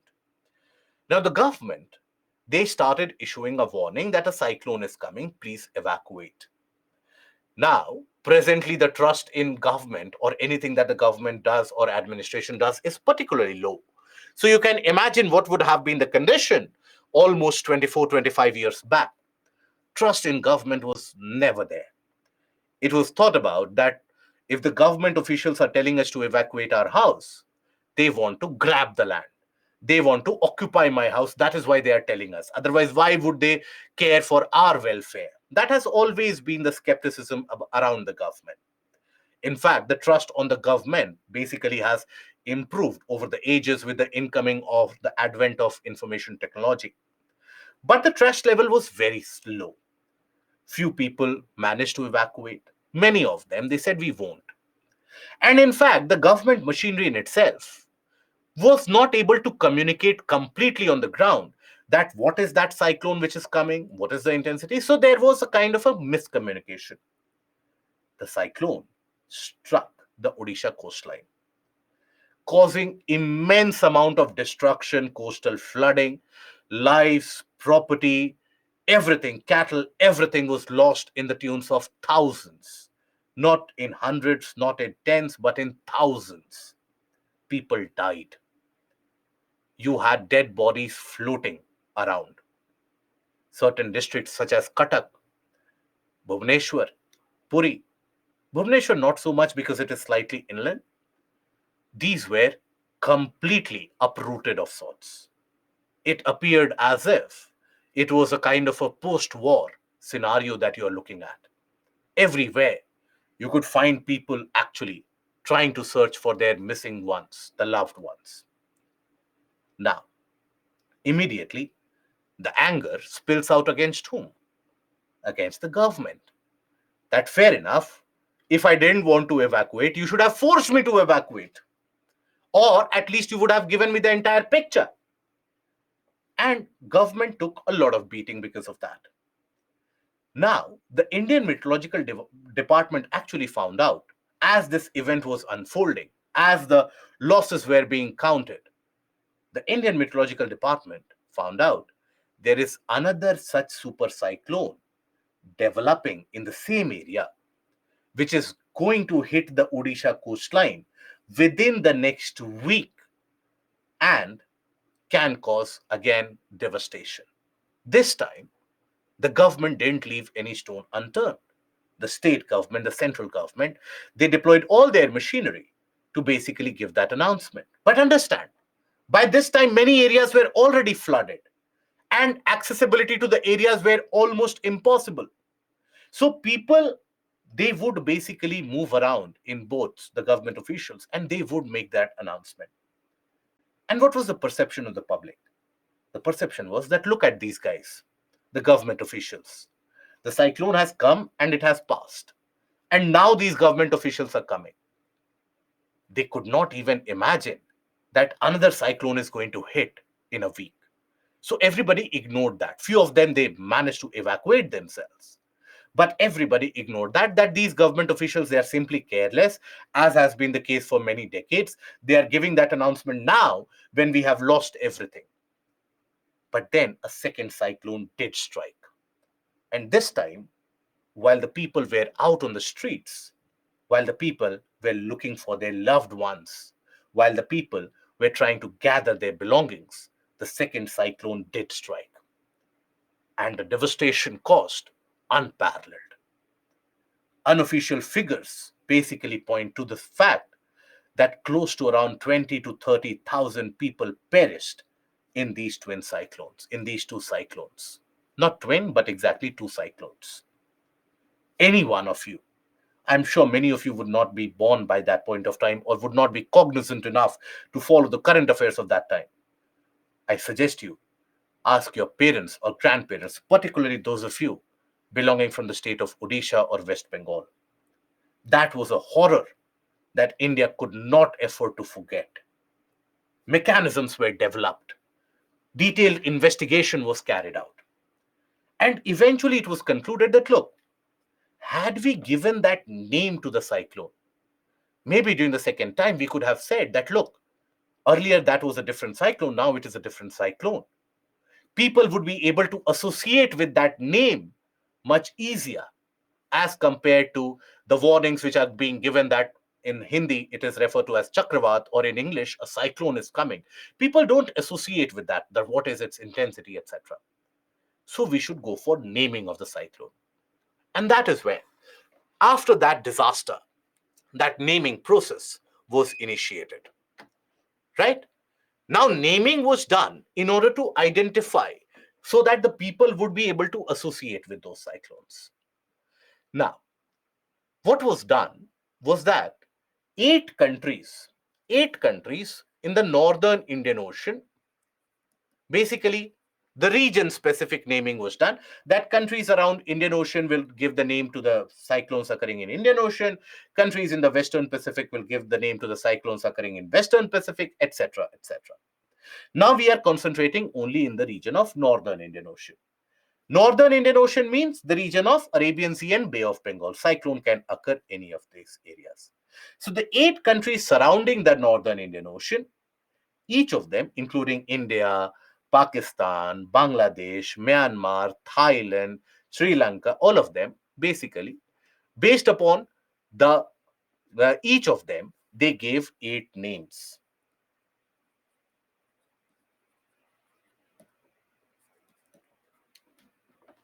Right? Each of them, they gave these eight names. So in total, you had 64 names which were submitted. Now, what happens is that immediately as a low pressure depression starts getting created in that area, you basically have the tropical cyclone warning centers. They issue a warning that, look, a cyclone can develop. After that, you have RSMCs spread across the world. That is the Regional Specialized Meteorological Center, who are basically regional specialized meteorological center. Means what? Any significant development in that region will be under that onus. So this, once that Tropical Cyclone Warning Center issues a warning that a cyclone might develop, the RSMC after that takes over. This RSMC then tracks that development of that. Everything is done by the RSMC. Now, this RSMC goes through that list, right? Picks up the name, and then that cyclone is named. Then a new cyclone comes over. Again, the TCWC, Tropical Cyclone Warning Center, will issue the warning. RSMC observes that. Sometimes after the warning, the cyclone does not develop. That low pressure does not intensify so significantly. But sometimes it does develop. When it does develop, the RSMC gives that name from that list. Now, this list of 64 names, the naming was initiated in 2000, right? The naming was initiated in 2000.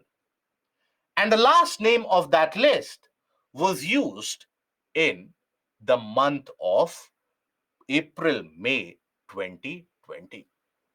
That is when it was used. Okay. So after that, a new list was needed. So that is when more countries came together this time.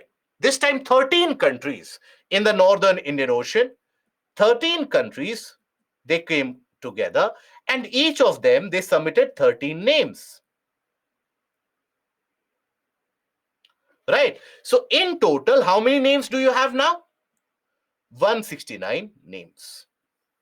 Again, a name is picked up from the list and then a cyclone is named.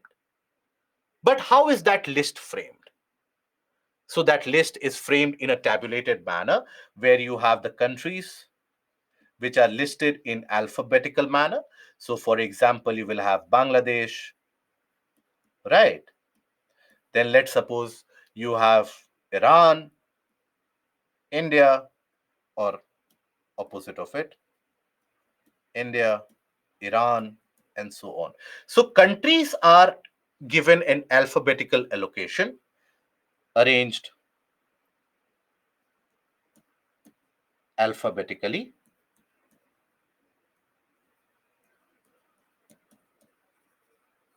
And then the name given by each of these countries is arranged in the row in front of them. Name 2, so on, name 13. Here also, name 1, name 2, so on, name 13. So first this will be picked, then this will be picked, then after that, like that, the naming is done. Okay, so again, first the Tropical Cyclone Warning Center will issue a warning. The RSMC will then track it. Now, across the world, you have 6 different RSMCs. So here you have RSMC Miami in the region of Florida in US, which basically tracks all the hurricanes and the naming of the hurricanes. Due to global warming, the occurrence of hurricanes in the past few years have been so significantly more frequent that many of the hurricanes now have been given the name of Greek alphabets. That is why you come across the news stories of Hurricane Alpha, Hurricane Beta, Hurricane Gamma, Hurricane Delta, Hurricane Theta, like that. Then you have RSMC Honolulu, which tracks the cyclones developing in the region of the western part of US, western part of North America. Then RSMC Tokyo takes care of the naming of the typhoons. RSMC Nadi, which takes care of the cyclones in the southern Pacific, which is not very frequent. RSMC La Reunion around the Reunion Islands, governed by the French Meteorological Department. And then you have RSMC New Delhi. Now, RSMC New Delhi is responsible for tracking and naming the cyclones formed in the northern Indian Ocean. So, all the countries who have given and submitted the names to the RSMC, they belong from this area. Okay, so here are the various different countries who have given that name. So Bangladesh, India, Iran, Maldives, Myanmar. Observe it is in alphabetical manner. Oman, Pakistan, Qatar, Saudi Arabia, Sri Lanka, Thailand, UAE, and Yemen. Right, all the regions in the northern Indian Ocean who are influenced by the cyclone. Each of them will have column 1, column 2, column 3, and so on up till column 13. Okay, now one by one, the cyclone is named. You had Biparjoy, which was observed when? In the month of June. That is when Biparjoy hit the western coastline. Then you had Tej and Hamoon, which developed recently. The next cyclone which will develop, which is going to develop very soon, is going to be named Midili, which is a name given by Maldives. The next cyclone which will develop will be named as Migjom. This is the pronunciation, this is the name. So the pronunciation is Migjom. The next cyclone which will be named, which will occur either in Arabian Sea or Bay of Bengal, will be named as Remal. Then after that, Asna. Then after that, Dana. After that, Fengal. So like that, or Fenjal, like that, you have the cyclones which are named. Right after this is over, then column 3 will be picked up, column 4 will be picked up, column 5 will be picked up. Like that, the naming will be done. Okay, any of the cyclone which is so very devastating that it creates a lot of casualties in terms of lives, that is crossed over. That name is crossed over, never to be utilized in any naming column ever again. Okay, so this is basically done in order to have that identification aspect of it, that this is where this particular cyclone had occurred. Okay, so the next cyclone which will occur, that will be named Midhili. The next cyclone after that, which will occur, will be named Migjom. After that, it will be named Rimal. So, like that, the names from this list are taken over.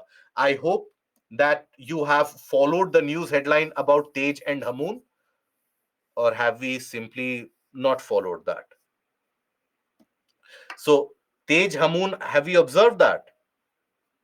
Or are we observing only Bollywood trailers nowadays? Okay, you have. Okay. Yes. Hamoon is basically which occurred in the region of Bay of Bengal. So after that, the next one which is going to develop, which is developing, will be named Midhili, and this is going to go ahead. Okay. So that is basically the naming aspect of the cyclone. Now, here is a tabulated format, something which every one of you like, that provide me something in table so that I can see. That is how I have studied from class 1 onwards. So this is your tabulated format so that you find it easy for the difference between a tropical and a temperate cyclone. When we talk about a tropical cyclone, they generally move from east to west. And why is that? Under the influence of trade winds. When we talk about temperate cyclone, they move from west to east under the influence of westerlies. A tropical cyclone has an effect on a comparatively smaller area. Temperate cyclone affects a very large area. Velocity of wind is much higher. Now, tropical cyclone can develop only over sea, over the water body where the temperature is high enough. Temperate cyclone can develop anywhere, both over land and sea. A tropical cyclone doesn't last for more than 17 days. Temperate one can last for almost 2 to 3 weeks easily. Okay, so that is basically the difference between the temperate and the tropical cyclone. And that is where we'll end the session here today. Or before that, just a brief idea that I will give it to you, that effect of air masses on climate. So now, after we have completed the chapter, I hope we will be able to understand how is it that the air masses affect the climate. So when you have cold conditions or when you have a cold air mass, the air temperature reduces in a region. When you have a warm air mass, warm advection, rise of temperature. Precipitation, moist air masses can cause precipitation in an area, rainfall in an area, right? When you have the air masses interacting with each other, where you have moist and warm air mass in the tropics, it can lead to development of a tropical cyclone. When you have a frontal formation is caused also by these air masses, so the frontal formation will have its own different impact, and it can lead to a cyclonic development also. Okay, I hope that is understood. Is it needed to remember the list of name of cyclones? If I tell you yes, will you try to learn all the 169 names? Will you? I just want to understand the level of dedication. If I tell that yes, go learn all those 169 names, will you start and go and learn all those 169 names? And if yes, then how many days will you take to recall those names? And if yes, also think about the kind of a question which will be framed from there. That what was the name which was there in 97th number, which was given by Saudi Arabia? Can you recall that name? Will that kind of a question be asked? Can that kind of a question ever be created? No, right? So please do not learn these names. Always I will say, so again I'm repeating for the 100th time, even if, let's suppose, by mistake I recommend to you or someone else, you nowadays you have so many mentors around you on social media platforms, on YouTube, etc. Everyone recommends you these that different things, shortcut to learn this thing, shortcut to learn that thing. Never go for rote learning of the names of cyclones, in this case, wildlife sanctuaries, national parks, tiger reserves, anything which is required to be rote learned, don't do that. Apply your mind. This is that level where now you need to apply your mind. Okay. So that is where we'll end the session here today, and we will carry forward again the discussion tomorrow. Tomorrow, before coming to the class, I want you to be very clear about the tricellular model of atmospheric circulation, the ends of the Pacific Ocean, what is the eastern side of the Pacific Ocean, western side of the Pacific Ocean, the ends of the Indian Ocean, so that if I say that Indonesia or Somalia, you should not have that kind of a blank look on your face that what region is he talking about, right? So that is why, please cover those areas tomorrow. Tricellular model of atmospheric circulation should be clearly understood. That is when we will be able to understand concepts such as jet streams, etc. Okay. Now let us take few other questions. Mapping points. Okay. I'll give certain mapping points today. Go for mapping for these.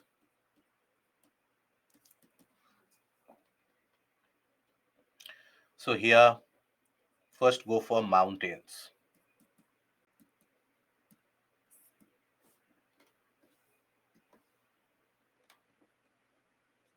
And look at the regions around that.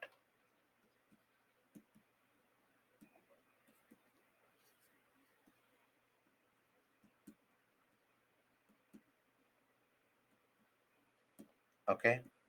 Pyrenees. Pyrenees is situated where? Atlas.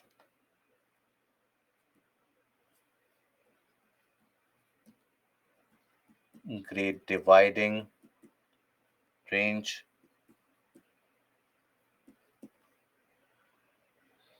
Then after that, Andes, coastal ranges,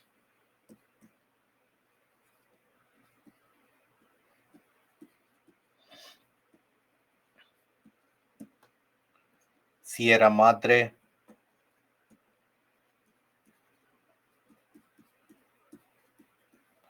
Oriental,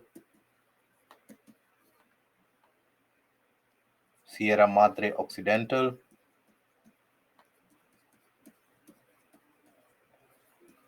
Occidental, okay, Ural, Caucasus, Alps, okay, deserts, Mojave, then Sahara, obviously, Dastelut,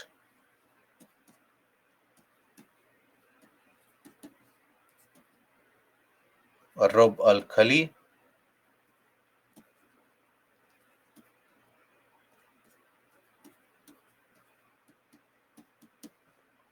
Gobi, Atacama, Kalahari, Victoria. Locate these areas. And but I want you to be very well aware about the portions of the Pacific Ocean tomorrow and the tricellular model of atmospheric circulation. Shyam, sometimes top roof sheets of buildings are lifted away when heavy winds blow, even all sides of the house is closed. Strong winds. See, that is what you understand, what you have the aspect of Bernoulli's theorem. I don't want to get into the detail of it. But basically, when you have a very strong wind moving over in this area, the pressure is lowered, right? So, as let's suppose you have a house, it is a part of fluid dynamics. I'm not sure if you have read the Bernoulli's equation and the Bernoulli's theorem. Don't want you to go into that. Just understand, if you have a very strong wind moving over it, that creates a kind of a suction on top. This is the reason why you will find that if a train moves very swiftly on the rail tracks, if let's suppose any material is found loosely clear near it, that material is sucked onto the rail track. There is a kind of a suction force, right? So the same fundamental works in this case itself, where that strong wind movement creates a low pressure which sucks up the roof above it, and that is where you have sometimes the entire houses, they get uplifted. Yes, the part of the Bernoullis, but please don't get worried by that Bernoullis. How eye of the temperate cyclone is created? Because of the rise, because of the rise which is observed. That is why. Athar, we will be communicating with you. But please understand, Chetri, not every temperate cyclone will have an eye. Every tropical cyclone will have an eye, not every temperate will have an eye. Gobi is a cold desert, and so is Atacama. Yes, Ritika. How the pressure give rise to sea level? So, Ziba, under normal conditions, the air presses the seawater down. Under certain conditions, when let's suppose you have the low pressure or rising air column, significant rising air column, then slightly, that is, means lesser weight is exerted there. So slightly, there you have a localized rise. Okay. Okay. So that is where we'll restrict the session here today. We'll continue furthermore tomorrow. Take care of yourself. Goodbye. Thank you.